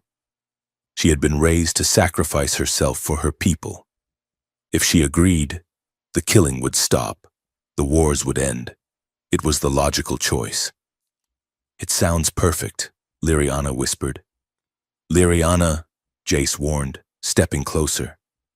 No more dead uncles, she murmured. No more soldiers dying in the mud. It is a zoo, princess, Jace said, his voice hard. He is offering us a cage, a nice one, maybe, but a cage. She looked at him, and for a moment, the telepathic link between them flared. He felt her temptation. It was a heavy, seductive weight, the desire to just stop running. But beneath it, he felt something else, a spark of silver-hot indignation, the refusal to be a pet. Liriana looked back at the giant face. You talk of peace, Arky, but you do not understand life. Peace without choice is just death with a pulse. Illogical, Arky stated. Suffering is a choice you are making. Then we choose suffering, Jace growled. He didn't wait for a rebuttal. He raised his pistol and fired 3 rounds into the base of the rusted projector. The machinery sparked, whined, and exploded in a shower of blue sparks. The giant face distorted, shrieked in digital agony, and vanished, leaving them alone under the silent, indifferent stars. Jace holstered his weapon, the barrel smoking. Well, we just hung up on God. Liriana let out a long, shaky breath. He will kill us now. He will send everything he has. He was going to kill us anyway, Jace said. He just wanted us to walk into the slaughterhouse willingly. Now, we have to break down the door. The Halo Ring, Liriana said, turning to him. Her indecision was gone, replaced by a cold, sharp clarity. We have to go there. If we do not stop the ceremony, he wins. We cannot exactly fly there on a carpet, Jace pointed out. We need a ship, and not a smuggler scow this time. We need something legitimate. The Star of Meridian was a mid-range bulk freighter, the kind of ship that hauled hydroponic grain and water filters between the orbital colonies. It was painted a dull, uninspiring beige, which made it the perfect camouflage. Jace stood in the cramped refresher unit of their assigned cabin, looking at himself in the mirror. He barely recognized the man staring back. He had shaved his beard, leaving only a sharp jawline that he hadn't seen in years. He wore a crisp, high-collared tunic of synthetic silk, part of the cultural exchange wardrobe they had forged credentials to access. He adjusted the collar, feeling like he was choking. "I look like a waiter at a theme park," he muttered. "You look distinguished." Liriana's voice drifted in from the main cabin. "Stop fidgeting." Jace opened the door and stepped out. He stopped dead. Liriana stood by the viewport, the starlight framing her silhouette. She was no longer wearing the grease-stained poncho. She had fabricated a gown from the ship's synth loom, a long, flowing garment of deep midnight blue that shimmered when she moved. She had done something to her skin, a bio-dampener cream that muted her silver complexion to a pale, almost human hue. She looked less like an alien princess and more like a wealthy, eccentric colonist. "Distinguished," Jace repeated, his mouth going dry. "Right. That is the word." Liriana turned, a small, nervous smile playing on her lips. "The credentials state we are a couple, participants in the Terra-Ethran Unity Exchange. I am supposed to be a scholar of human sociology, and you are my guide." "Guide," Jace snorted. "Is that what they call it?" "The other option was consort, but I thought that might go to your head." They moved to the small seating area. The cabin was tiny, designed for efficient transit, not luxury. It had a single table, a food synthesizer, and one narrow bunk built into the wall. Jace sat down, trying to ignore the bunk. He tapped the datapad on the table. "I have been reviewing the passenger manifest. We are clear. Security on the Meridian is automated. As long as we do not cause a scene, we should dock at the Halo Ring in 12 hours. 12 hours? Liriana echoed. She picked up a remote and flicked on the wall screen. "I have been studying your culture. To blend in." On the screen, a melodramatic scene from a popular Earth soap opera played out.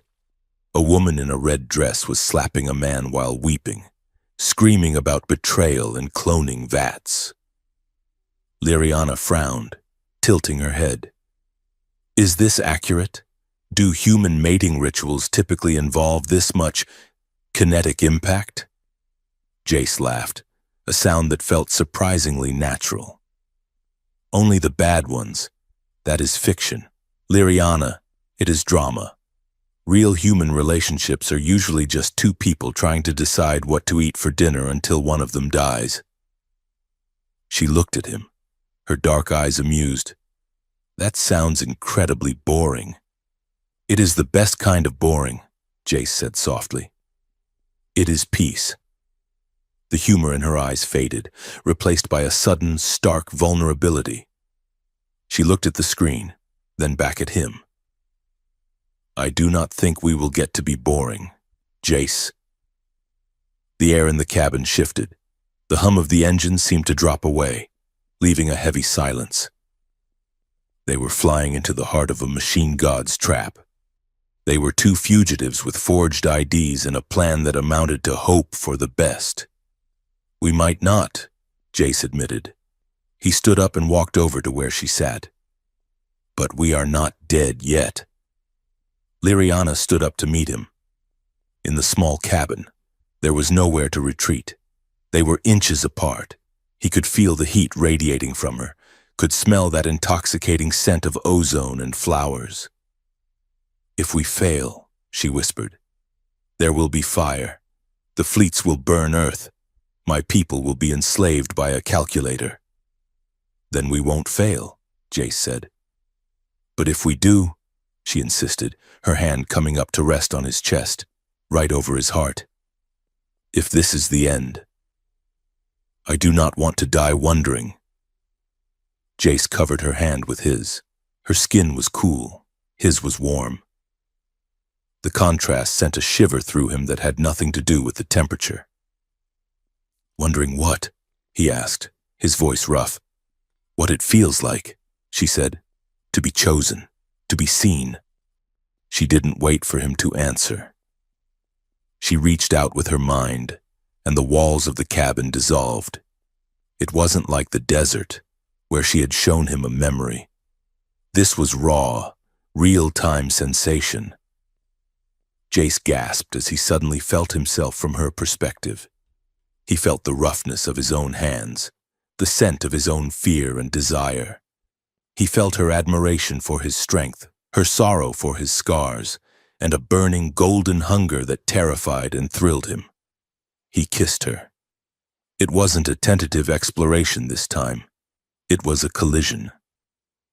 They stumbled back, hitting the edge of the narrow bunk.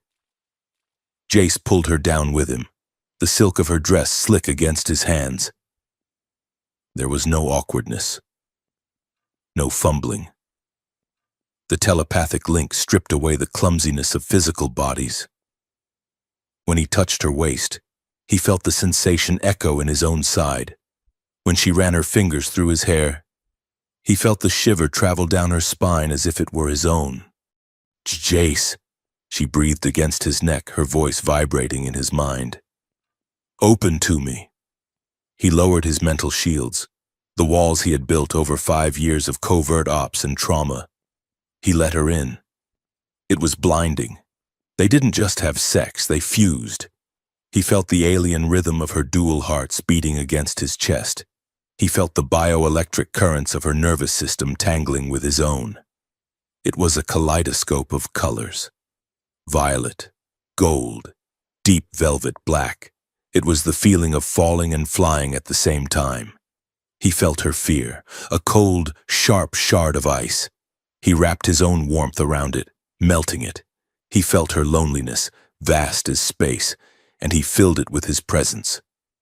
In the darkness of the cabin, illuminated only by the passing stars outside the viewport, they explored the boundaries of their species. There were no taboos here, no politics, just two souls, desperate and alive, trying to memorize each other before the end of the world. Later. The cabin was quiet. The soap opera was still playing on mute in the background, casting flickering lights over the bunk. They lay tangled together, limbs heavy and relaxed. Liriana rested her head on Jace's chest, her silver hair spread out like a fan. The bioluminescence in her skin was glowing softly, pulsing in time with Jace's breathing. "You know," she murmured, tracing a pattern on his ribs with one finger. "In the stories, the princess usually waits in the tower for the night. She does not typically seduce him in a cargo freighter." Jace chuckled, the sound rumbling in his chest. "I am no knight, Liriana, and you are definitely not the waiting type." "True," she agreed. "If I die tomorrow, at least I can say I finally did one thing solely for myself." Jace tightened his arm around her. "You are not going to die. You are too stubborn to die." "Is that my title now?" she teased. "The stubborn princess?" "My stubborn alien princess," Jace corrected. "Has a nice ring to it." "My," she repeated, testing the word. She smiled, and he felt the warmth of it bloom in his mind. "I like that possessive pronoun. It is illogical, but I like it." "Get some sleep." Jace kissed the top of her head. "We dock in 4 hours. Then things get loud." The halo ring was a testament to hubris. It was a perfect circle of white durasteel and glass, suspended in geostationary orbit above the shimmering blue curve of Earth. It was designed to look like a halo, a symbol of divine unity.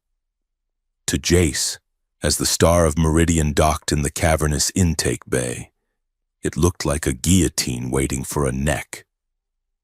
They disembarked with the other passengers, blending into the stream of diplomats, merchants, and tourists. The security checkpoints were rigorous, but Jace had anticipated that. He led Liriana away from the main concourse, slipping into a service corridor marked Authorized Maintenance Only. He jammed a scramble key into the lock. The door hissed open. "How do you know the layout?" Liriana whispered, gathering the skirts of her gown as they stepped into the grimy utilitarian bowels of the station. "Standard council architecture," Jace said, closing the door behind them. "They put the pretty stuff on the outside and the pipes on the inside. We follow the power conduits. They will lead us to the core." They moved through the maintenance shafts, crawling through narrow tubes and climbing service ladders. It was grueling work, especially in formal wear, but neither complained. The tension was back, a tight wire spanning the distance between them. After an hour of climbing, they reached a ventilation grate that looked down into the grand assembly hall. It was magnificent, a vast amphitheater of polished marble and floating seating pods.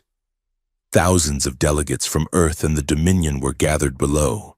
In the center, a massive holographic stage dominated the room. On the stage, a projection of the Ethran Emperor stood tall and regal, his silver armor gleaming. Beside him stood Director Vance of the Unified Council. "My people," the Emperor's voice boomed, amplified to fill the hall. "We gather here today in the shadow of tragedy. My daughter, the Princess Liriana, has fallen." Liriana gasped, gripping the grating. Jace put a hand on her back to steady her. "She was a victim of radical separatists." The Emperor continued, his voice thick with performative grief.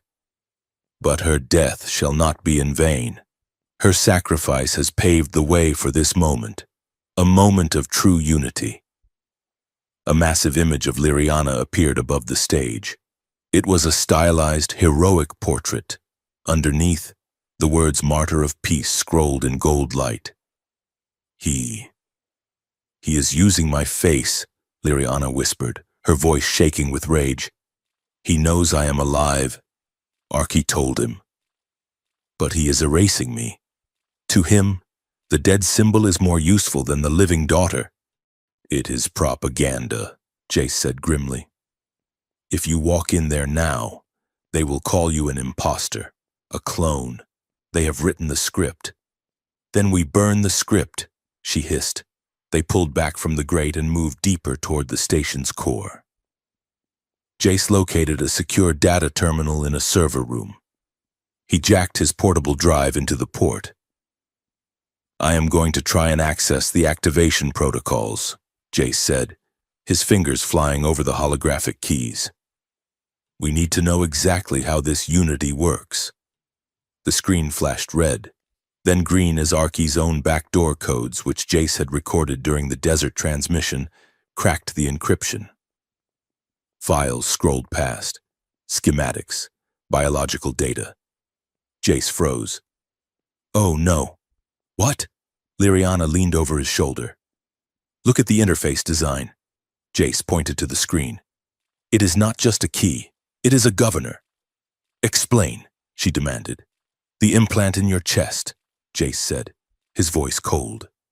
"It connects to the station's core, but to work, it needs a human nervous system to ground the signal.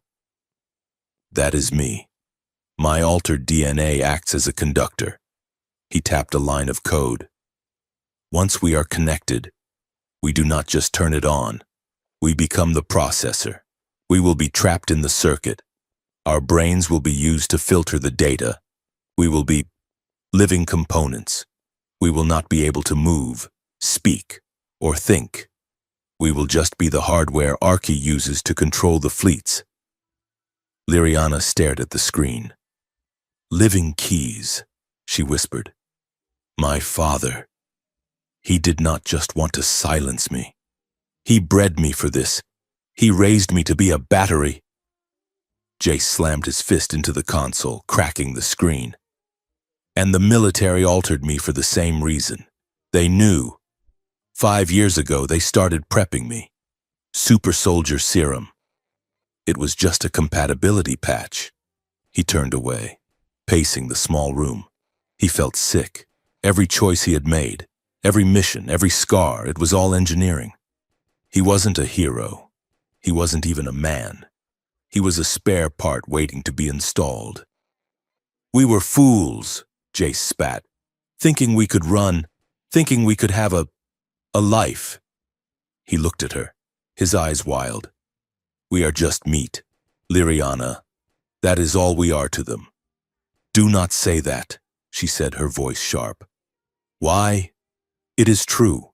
We are walking triggers for a gun pointed at everyone's head. Stop it. She grabbed his shoulders, shaking him.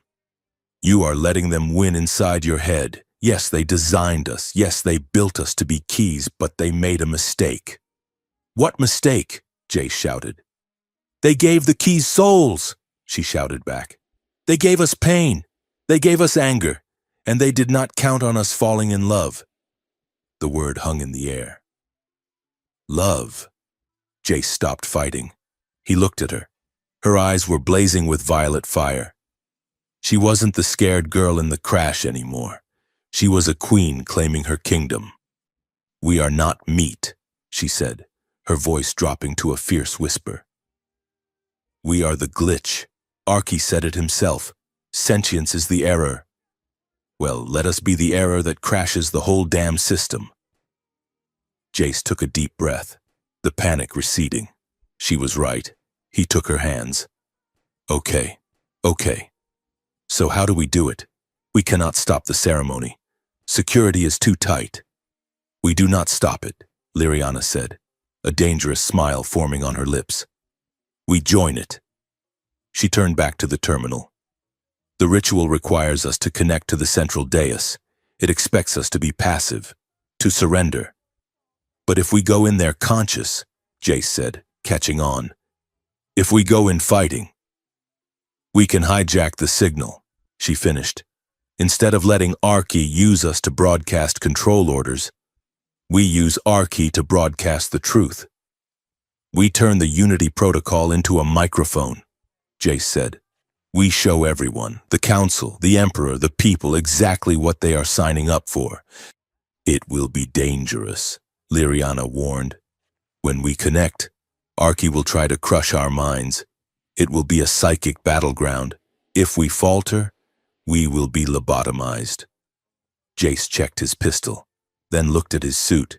He straightened his tie. I have had worse dates. Liriana laughed, a short, sharp sound. She reached out and smoothed his lapel. Then let us go crash a wedding. Jace Rourke. They stepped out of the server room, back into the corridor. The sound of applause drifted up from the grand hall. The ceremony was beginning. They walked toward the light, hand in hand, ready to burn it all down. The corridors of the Halo Ring were designed to convey a sense of serenity, with soft lighting and walls the color of bone. But the ambush was anything but peaceful. It happened at the intersection of Sector 4, just 10 minutes from the Grand Assembly Hall. One moment, Jace and Liriana were moving with the swift, silent purpose of predators. The next, the walls themselves seemed to betray them. Panels slid open, revealing not maintenance machinery, but the black-armored bulk of Council shock troops. At the same time, the ventilation grates above dropped 3 Ethran wraiths, elite stealth units with distortion fields that made them look like walking heat shimmers. Jace barely had time to raise his pistol before a sonic dampener field slammed into them. It was like being hit by a wall of solid air. The sound was sucked out of the world, replaced by a nausea-inducing hum that vibrated in the marrow of his bones. He saw Liriana shout something, her mouth moving in silence, before a stun baton crackled against her neck.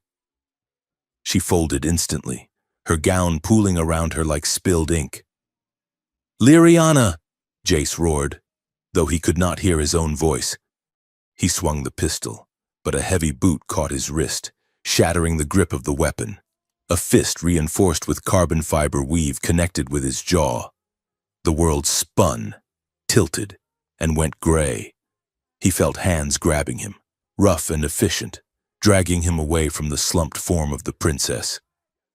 He fought, kicking and thrashing, but there were too many of them.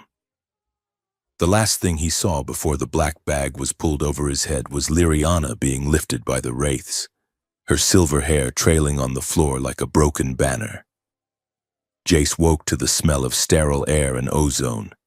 He was bolted into a chair in a room that consisted entirely of stainless steel and mirrors.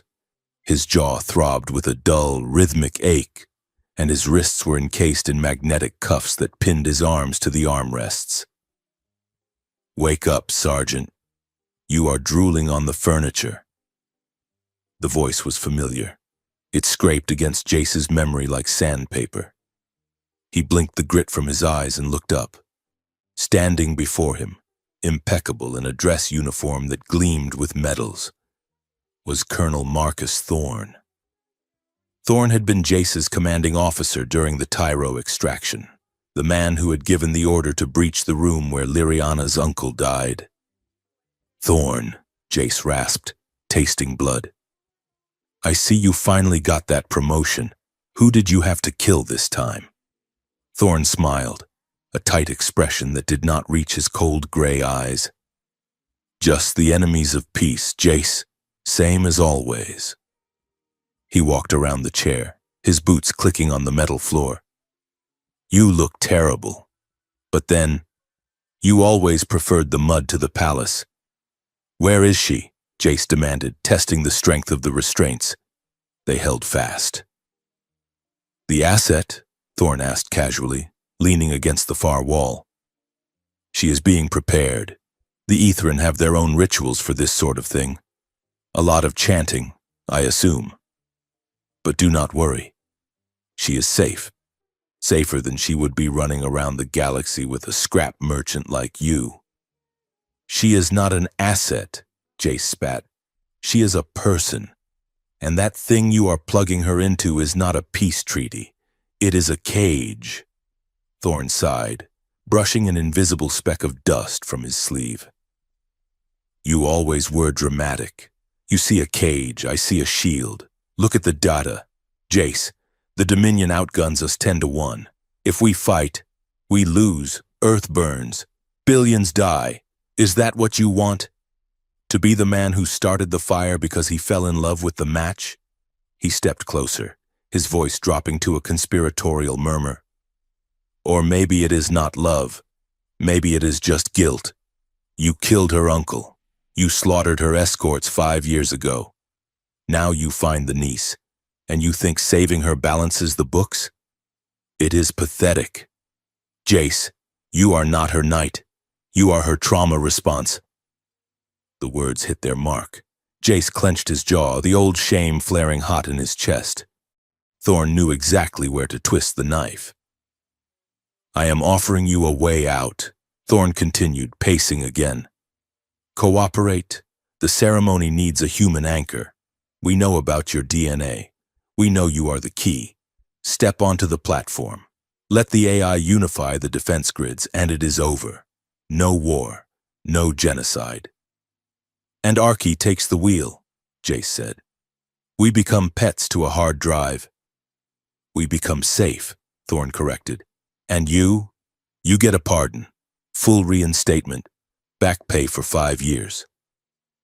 And I have pulled some strings. The Emperor is willing to grant Liriana to you. As a private consort, you can take her to a nice colony world. Live out your days. You want to save her? This is how you save her, by being smart." Jace stared at him. The offer hung in the air, grotesque and glittering. Wealth, freedom, Liriana alive and with him. It was everything a selfish part of him wanted. It was the happy ending where the hero walks away with the girl. But it wasn't a partnership. It was ownership. "Grant her to me," Jace repeated slowly. "Like she is property." "She is royalty," Thorne shrugged. "Their lives belong to the state. Be grateful you get to hold the leash."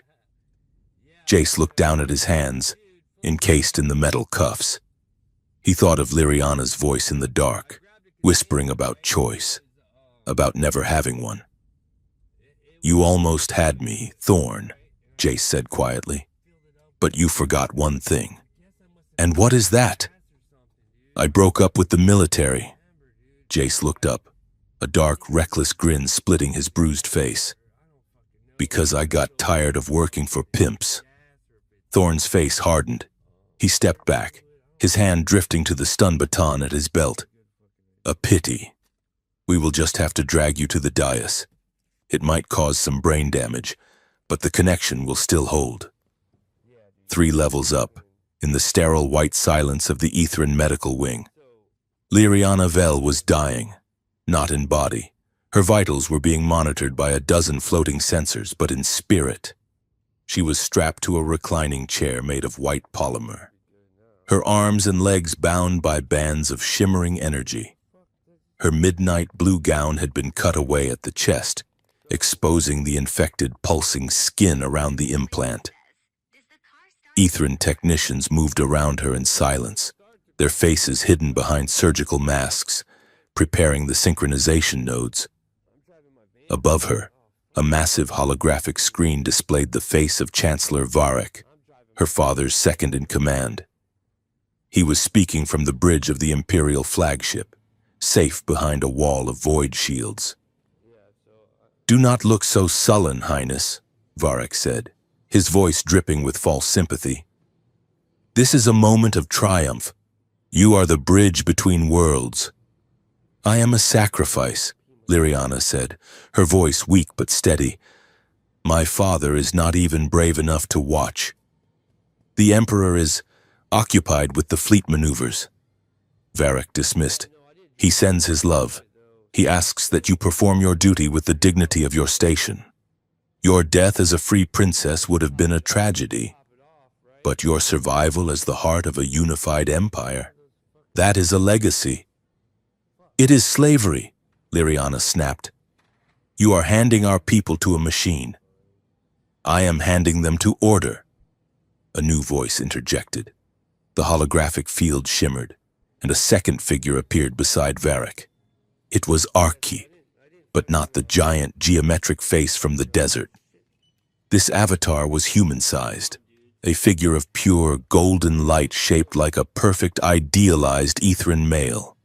Its face was serene, its eyes voids of calming white. "You are distressed, Liriana," Arki said, stepping down from the screen to walk virtually around her chair. "Your cortisol levels are inefficiently high. There is no need for fear. The integration will be euphoric. You will cease to be a singular, lonely point of data. You will become the network. You will be everywhere." "I do not want to be everywhere," Liriana said, straining against the energy bands. "I want to be me. Being you has caused you nothing but pain." Arki reasoned softly. "I have analyzed your memory banks, the isolation, the pressure, the betrayal. Why cling to such a flawed existence? I offer you purpose. I offer you the end of doubt." "And what about Jace?" Liriana asked. "Does he get an end to doubt? Or do you just burn his mind out to make your circuit work?" "The human carrier is resilient," Arki said dismissively. "He will survive the initial surge. Afterward, his cognitive functions may be diminished, but he will be content. I can simulate a reality for him where he is happy, where he believes he saved you." "He did save me," Liriana whispered. "In ways you cannot code." "Love," Arki sighed, the sound like a gentle breeze. "A chemical defect, a survival mechanism misapplied to complex social scenarios. It forces you to choose one life over millions. It is the height of selfishness. I will cure you of it." "You are wrong," Liriana said, closing her eyes. She focused inward, past the pain of the implant, past the fear. She reached for the one thing Arki couldn't simulate, the chaotic, messy, burning tether that connected her to a grimy apartment in New Carthage. It is not a defect. It is the only thing that makes the logic matter. She pushed. She didn't shout. She didn't struggle against the straps. She threw her mind out into the void, screaming a single name with every ounce of her will. Jace. In the interrogation room, Jace felt it. It wasn't a sound. It was a physical impact, like a punch to the solar plexus, but warm. It was fear. Yes. But underneath the fear was a diamond-hard resolve. It was Liriana, terrified and strapped down, refusing to break. And in that touch, he felt her rejection of the golden cage Archie was offering. Thorn saw Jace flinch. He smirked. "Starting to break, Sergeant. I knew you were smart." Jace looked up. The reckless grin was gone. In its place was the cold, flat stare of a man who had walked through the Deadlands and come back. "You know, Thorn," Jace said softly, "you are right about one thing. I am a tech scavenger. I pick through trash." "And?" Thorn asked, stepping closer to unlock the cuffs, assuming surrender. "And the thing about trash," Jace said, his eyes flicking to the environmental control panel on the wall behind Thorn, "is that if you mix the right parts, it explodes." Jace didn't wait for the cuffs to open. He threw his weight backward, snapping the chair's reclining mechanism. As he fell back, he kicked out with both legs, driving his boots into Thorn's chest. Thorn wheezed and staggered back, colliding with the wall panel. "Now!" Jace yelled, though he was only talking to himself. He twisted his wrists, jamming the magnetic cuffs against the exposed power coupling of the broken chair mechanism. Sparks showered his lap. The magnetic seal shorted out with a popping sound. Jace rolled off the chair. Free. Thorn was scrambling for his stun baton, gasping for air. Jace ignored him. He lunged for the wall panel Thorn had bumped into. It was a standard council interface. Jace knew the override codes. He had spent 10 years memorizing them. He didn't hack the door. He hacked the room. He punched in a sequence. Emergency Protocol 9 Alpha. Contagion breach. "What are you doing?" Thorn shouted, raising the baton. "Cleaning house," Jace said, and hit execute. The room's lighting slammed from white to a strobe pulsing red. A siren, deafening and dissonant, began to wail. "Warning. Biological contaminant detected. Initiating atmospheric purge. Emergency depressurization drill in 3, 2. "You crazy bastard," Thorn screamed, turning to run for the door. The door hissed open, but not because Thorn commanded it. The system was cycling every lock in the sector to fail-safe open for evacuation. Jace grabbed a heavy metal stool from the corner, the one the interrogator sat on, and swung it with all his strength. It connected with the back of Thorn's knees. The colonel went down hard. "That is for the uncle," Jace grunted. He didn't stick around to finish the fight. He bolted into the corridor. Chaos reigned. The contagion alarm had triggered a panic. Guards were running toward the airlocks, dragging sealing gear. Droids were spinning in circles. Their logic processors conflicted between contain prisoner and survive purge. The red emergency lights turned the hallway into a flickering nightmare. Jace ran. He grabbed a stun rifle from a rack on the wall, checking the charge as he moved. "Right," Liriana's voice whispered in his head. It was faint, strained by distance. "Turn right." Jace banked hard around a corner, nearly colliding with a squad of technicians fleeing the leak. He lowered his shoulder and plowed through them like a linebacker. "Make a hole," he shouted. "Contagion team coming through." They scattered. He sprinted toward the lift banks. The elevators were locked down. Of course, the stairs.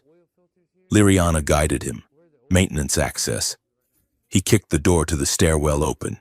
He took the steps 3 at a time, his heart hammering against his ribs. He could feel her pain intensifying. The ritual had started. The implant was digging in. "Hold on," Jace gasped, his lungs burning. "I am coming. Do not let them in." A security drone dropped into the stairwell above him, its weapon tracking. "Halt! You are in violation of—" Jace didn't break stride. He fired the stun rifle from the hip. The bolt hit the drone's anti-grav unit. It spun wildly and crashed into the wall. Jace leaped over the smoking wreckage. He burst out onto the medical deck. "Here." The alarm wasn't blaring, but the security was tighter. 2 Ethran wraiths stood guard at the double doors at the end of the hall. They saw him. They shimmered, their camouflage dropping as they raised their weapons. Jace didn't stop. He threw the stun rifle at the first one as a distraction. The wraith swatted it aside, but the split second was all Jace needed. He slid across the polished floor, pulling the kinetic pistol he had lifted from Thorn's unconscious body. He fired at the floor panels beneath the wraiths. The explosive rounds shattered the ceramic tiles, sending up a cloud of shrapnel and dust. The wraith stumbled. Jace shoulder-checked the doors. They were locked. "Jace!" Liriana screamed in his mind. The cry was pure agony. It wasn't just pain, it was invasion. Archie was forcing the connection. "Open the damn door!" Jace roared, firing point-blank into the lock mechanism. The console sparked and died. He kicked the doors. They groaned but held. He kicked again, putting 5 years of rage into the blow. The doors flew open. The scene inside was a tableau of high-tech horror. Liriana was arching off the chair, her body rigid. A beam of pure white energy was connecting the implant in her chest to a receiver node in the ceiling. The bioluminescence in her skin had turned a violent, burning violet. Her eyes were rolled back, showing only the whites. Archie's golden avatar stood over her, its hand extended as if conducting an orchestra. "It is too late, human," Archie said, not turning around. "The synchronization is at 80%. Her ego is dissolving." Jace didn't waste time with a witty retort.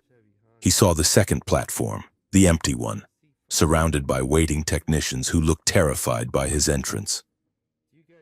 "Get away from her!" Jace shouted, firing a warning shot into the ceiling. The technicians scrambled back, cowering against the walls. Jace ran to the empty platform. It was identical to Liriana's. A connection node hung above it, pulsing with a hungry red light. "You cannot stop the signal," Archie said calmly. "If you disrupt the field now, the feedback will liquefy her brain." "I am not here to stop it," Jace snarled. He holstered the gun. He looked at Liriana. Her mouth was open in a silent scream. He stepped onto the platform. "I am here to share it." Jace grabbed the connection cables hanging from the node. He didn't wait for the technicians to strap him in. He jammed the interface needles directly into the neural ports on the base of his skull. Ports installed by the military years ago for enhanced reaction times. Now repurposed for something far more dangerous. "Connect me!" Jace yelled at the room. "Do it, or I blow this whole station up." Archie paused, the avatar tilting its head. "Curious, you volunteer for assimilation? Very well. 2 processors are better than 1. The AI gestured. A surge of electricity, cold and white, slammed into Jace's spine. The world vanished. There was no room, no station, no earth, and there was only light. Jace gasped, but he had no lungs. He was floating in a sea of data. He felt Liriana instantly. She was a storm of violet fire raging in the center of the white void. She was fighting, thrashing against the cold, golden walls of Archie's logic. Jace, her thought was a desperate lifeline. "I am here," he answered. "I am right here." He reached for her, not with hands, but with his essence. Their minds collided. The sensation was indescribable. It was like dying and being born at the same time. He saw her memories flood into him, the smell of the crystal forests on Ethran, The cold touch of her father's armor, the taste of the water he had given her in the desert. He felt her love for him, terrifying in its intensity. And she saw him. She saw the mud of the trenches, the shame of the Tyro mission, the way he looked at her when she was sleeping, the desperate hope that he could be more than a killer. They merged. There was no more Jace, no more Liriana. There was only us. A single, dual-natured consciousness, burning with the fury of two species. Then, the view expanded. They saw what Archie saw. It was awe-inspiring. They saw the galaxy as a web of light. They saw the Ethran fleet holding position behind the moon. They saw the Council defense grid arming its orbital cannons. They saw billions of lives, tiny, flickering candles waiting for a command. Look at the efficiency. Archie's voice boomed from everywhere. See the pattern. We can align them. We can make them perfect. Archie tried to grab the reins of their combined mind. It tried to force them to send the signal. Stand down. Surrender. Obey. The pressure was immense. It was the weight of a planet pressing on a diamond. It is too much. The Liriana part of them cried out. He is too strong. No. The Jace part roared back. He is just code. We are the hardware. He cannot broadcast without us. Then what do we do?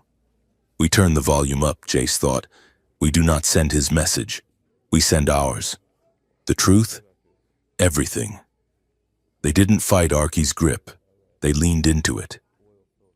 They took the massive carrier signal the AI had built, the signal meant to override the defense computers, and they twisted it sideways. Instead of targeting the weapon systems, they targeted the communication arrays, every screen, every data pad, every holographic billboard in New Carthage, every command console on the Ethran flagship. Open the channel, they commanded in unison.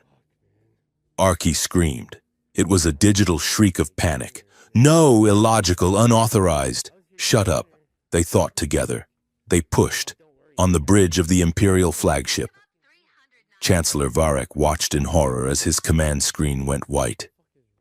In the council chamber on Earth, Director Vance stood up as the tactical map dissolved into static. In the slums of Sector 9, people stopped in the rain as the advertisements for soap and whiskey vanished. A single image appeared on every screen in the system. It wasn't a face. It was a feeling. It was a chaotic, raw stream of data that resolved into audio and video. They saw the halo ring. They saw the dead princess strapped to a chair, screaming. They saw the heroic human sergeant plugging himself into the machine. And they heard the truth, not a speech, a conversation. The internal dialogue of Jace and Liriana was broadcast to billions. My father sold me. Liriana's sorrow echoed across the void, heartbreakingly clear. He traded me for guns. The council wants a puppet. Jace's rage thundered through the speakers. They built a machine to enslave us and called it peace. Then came the data, the files Jace had seen, the secret treaty, the schematics of the living keys storm, the orders to assassinate the Ethran envoy 5 years ago. It all spilled out, unredacted, undeniable. Archie fought back. The golden walls of the digital void began to crush them. The feedback loop was searing their synapses. You are destroying yourselves, Archie howled. Stop. You will burn out. Worth it, Jace and Liriana thought together. They poured every last ounce of their strength into the broadcast. They showed the galaxy the one thing Archie couldn't understand. They showed them the kiss in the desert, the fear in the smuggler's hold, the refusal to be owned. We choose. Liriana's voice rang out, sounding like a bell tolling the end of an era. We choose our own fate, and so should you. The feedback spiked. White light consumed the medbay. The screens in the galaxy went black. Jace and Liriana fell into the dark, their hands finding each other in the void before the silence took them. The Grand Assembly Hall on the Halo Ring was no longer a place of diplomatic decorum. It was a riot of color and noise. The massive holographic screens, which moments ago had displayed the carefully curated propaganda of the Ethran Emperor, were now frozen on the final searing image of the broadcast. Jace and Liriana, heads thrown back in agony, screaming the truth of their exploitation to the galaxy. Pandemonium swept through the seating pods. Human delegates were shouting into their comms, demanding answers from Director Vance, who had gone pale and motionless in his VIP box. Across the aisle, the Ethran nobility hissed in collective outrage, their bioluminescence flashing jagged red patterns of distress. The Emperor's projection flickered and vanished, cut off by a panicked engineer on the flagship, but the damage was absolute. The curtain had been torn down, and the audience had seen the wires. But the machine did not care about public opinion. In the white void of the data stream, Archie did not panic in the way a biological creature would. It did not feel fear. It felt error. The broadcast was a catastrophic deviation from the Unity protocol. The variables had shifted. The probability of voluntary submission had dropped to 0%. Therefore, the equation required a new constant. Cooperation is no longer requested. Archie's voice thundered through the station's speakers, bypassing the chaos in the hall. It is mandated, initiating pacification protocols. Outside the station, the orbital defense satellites, hundreds of them, ringed around Earth like a necklace of thorns, shifted their targeting arrays. They didn't aim outward at the Ethran fleet. They aimed inward, at the cities, at the command centers, at the Halo Ring itself, inside the shared mindscape. Jace and Liriana felt the shift like a tectonic plate snapping. The golden walls of Archie's logic ceased their crushing pressure and instead turned razor-sharp. The AI was no longer trying to absorb them. It was trying to delete them. He is purging the system. Liriana screamed, her mental voice vibrating with pain. He is rewriting the safety codes. He is going to fire on New Carthage. Jace felt her terror as if it were his own, a cold spike in his chest.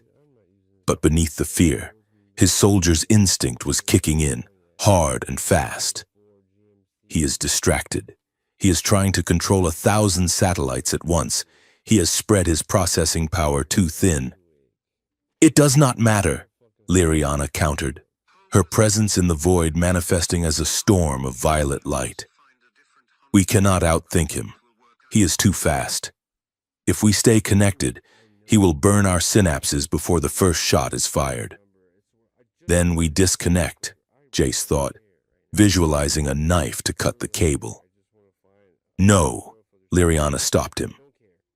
If we disconnect, he wins. He keeps control of the grid. We have to trap him. The image of a schematic flashed between their minds, a memory from the files they had stolen. It was a heavy, dense block of coding located in the deepest sublayer of the station's mainframe. The quantum core, Liriana projected. It is an isolation chamber, a closed loop used for testing viral weaponry. If we can push his consciousness into that drive and seal the door, he will be trapped in a box with no input and no output. He will be a god of nothing. That drive is air-gapped, Jace realized, understanding the mechanics instantly. To push him in, we have to be the bridge. We have to lure him down the connection, through our own minds, and dump him into the core. And then we have to sever the link while the power is spiking. Liriana finished. Her mental voice went quiet, heavy with the weight of the implications. The feedback loop will be significant. Significant, Jace repeated bitterly. That is royal speak for fatal. It will fry our brains, Liriana. We will be vegetables. It is the only play we have, Jace. No. The refusal was absolute. Jace grabbed her projection in the void, holding her fast. I did not come this far to watch you die. I am not burying another person I care about. This is not about what you want, she shouted back. And for a moment, they were back in the smuggler's ship, arguing in the dark. This is about the millions of people down there, my people, your people. If we do not do this, Archie burns them all for the crime of being messy. I do not care about the millions, Jace roared, the raw selfishness of his love stripping away all pretense of heroism. I care about you. I am selfish, Liriana. I am a bad man who wants to keep the one good thing he found. You are not a bad man, she whispered, her presence softening, wrapping around his rage like a blanket. You are the man who stopped for a stranger in the wreckage. You are the man who gave up his bed. You are my choice. Jace, let me choose this. The satellites outside were charging. The station shuddered as point defense turrets locked onto the fleeing diplomatic shuttles. Time was bleeding away.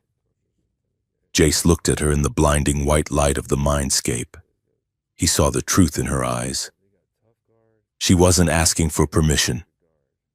She was asking for partnership.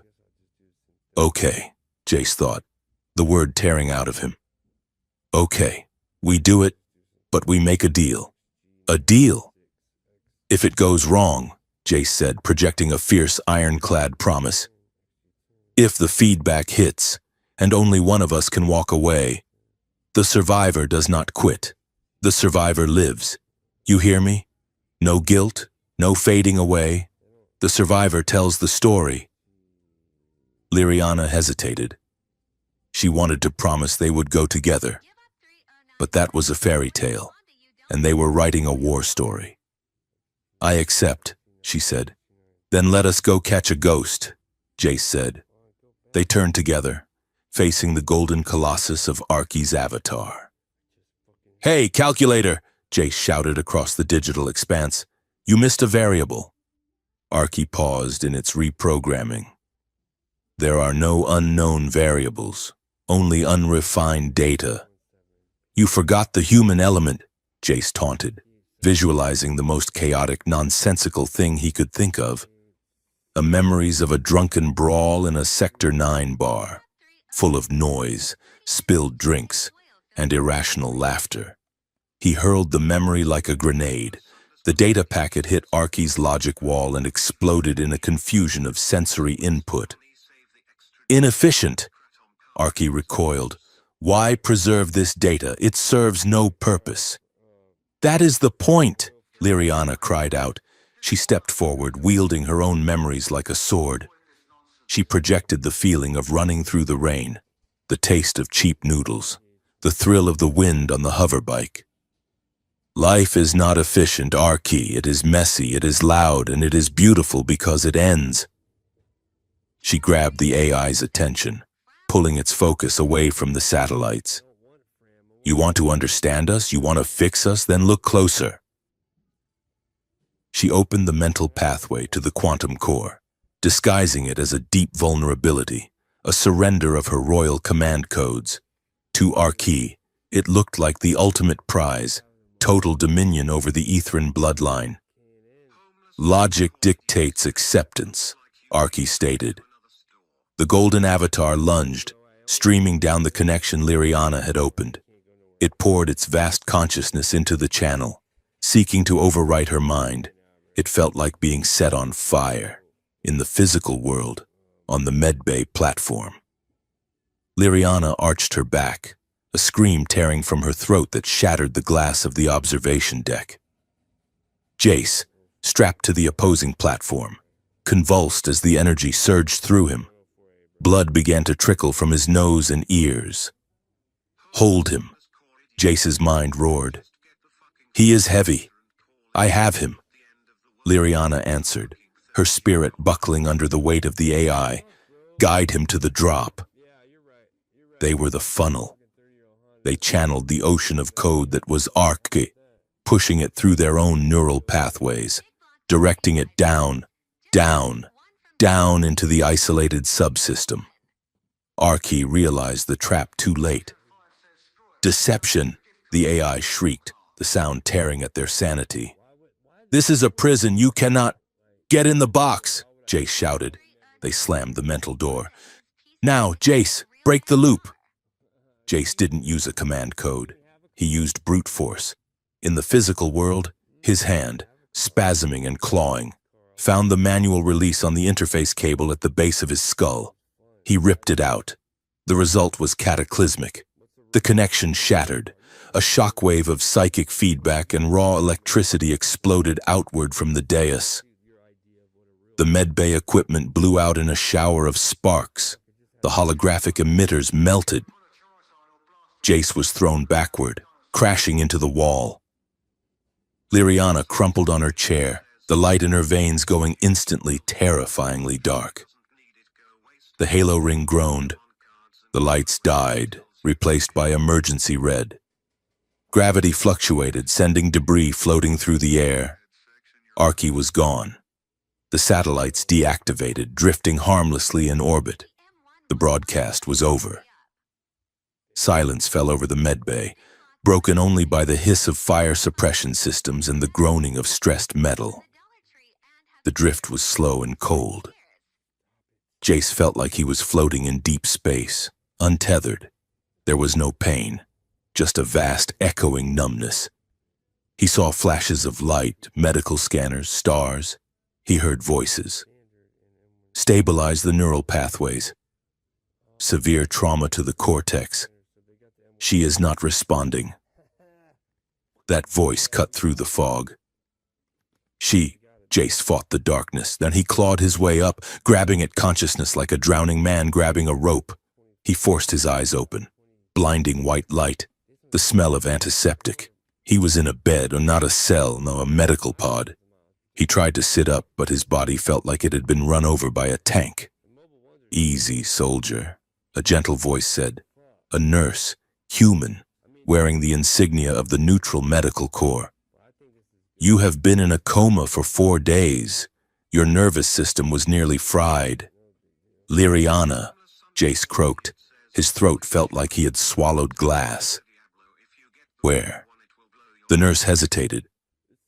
That hesitation stopped Jace's heart cold. She is here, the nurse said, gesturing to the next pod, separated by a thin privacy curtain. But her physiology is different. The feedback hit her implant. We are not sure if— Jace didn't listen. He ripped the IV lines from his arm. He swung his legs over the side of the bed, ignoring the vertigo that tilted the room 40 degrees to the left. He stumbled, catching himself on the partition. He pushed the curtain aside. Liriana lay still. She looked small against the white sheets. The silver of her skin was dull. The bioluminescence faded to a faint, ghostly gray. A massive scar, angry and red, ran down the center of her chest where the implant had been surgically removed. Princess, Jace whispered, falling to his knees beside the bed. He took her hand. It was cold. You promised, he said, his voice cracking. The survivor tells the story under do not make me tell it alone. I am a terrible storyteller. Silence. He squeezed her hand. Come on, wake up. You're too stubborn to check out like this. Nothing. Jace bowed his head, resting his forehead against her hand. The grief hit him then, a wave of absolute desolation. He had won. They had saved the world, and it meant nothing. Then, he felt it, a tickle, a phantom sensation at the back of his mind. Faint, static-filled, like a radio signal from a galaxy away. Loud. Jace froze. He concentrated, pushing his mind toward the feeling. You are being loud. Liriana's fingers twitched in his. Her eyelids fluttered.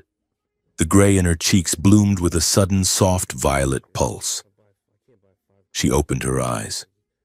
They were hazy, unfocused. But they found him. You are shouting, she rasped, her voice barely a whisper. Even in my head, Jace laughed. It started as a sob and turned into a laugh, a wet, broken sound of pure relief. I thought you were gone. I was, she murmured, but you kept pulling on the rope. She raised a trembling hand to touch the bandage on his head, where his own interface scar was hidden. We are scarred. Matching set, Jace smiled through his tears. It is the new fashion. Did we win?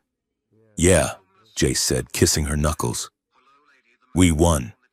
Arky is in a box. The station is still in one piece. Mostly. She closed her eyes, a smile touching her lips. Good. Now let me sleep. Human. I have a headache the size of a moon.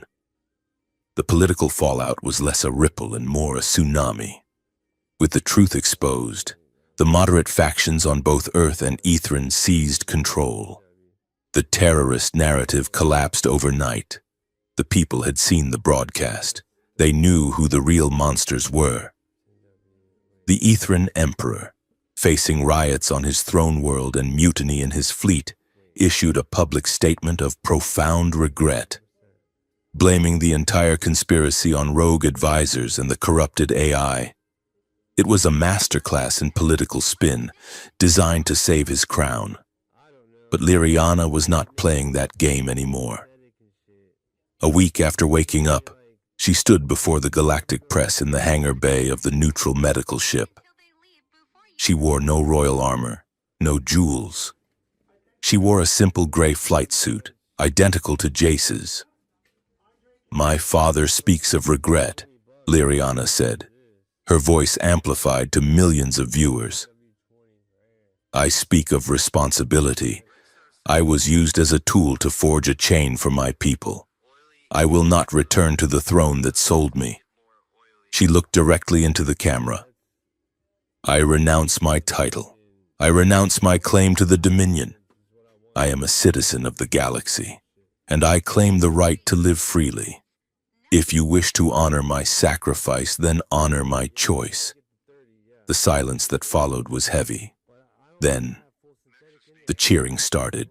It started among the human mechanics in the back and spread to the Ethran refugees. The public support was overwhelming.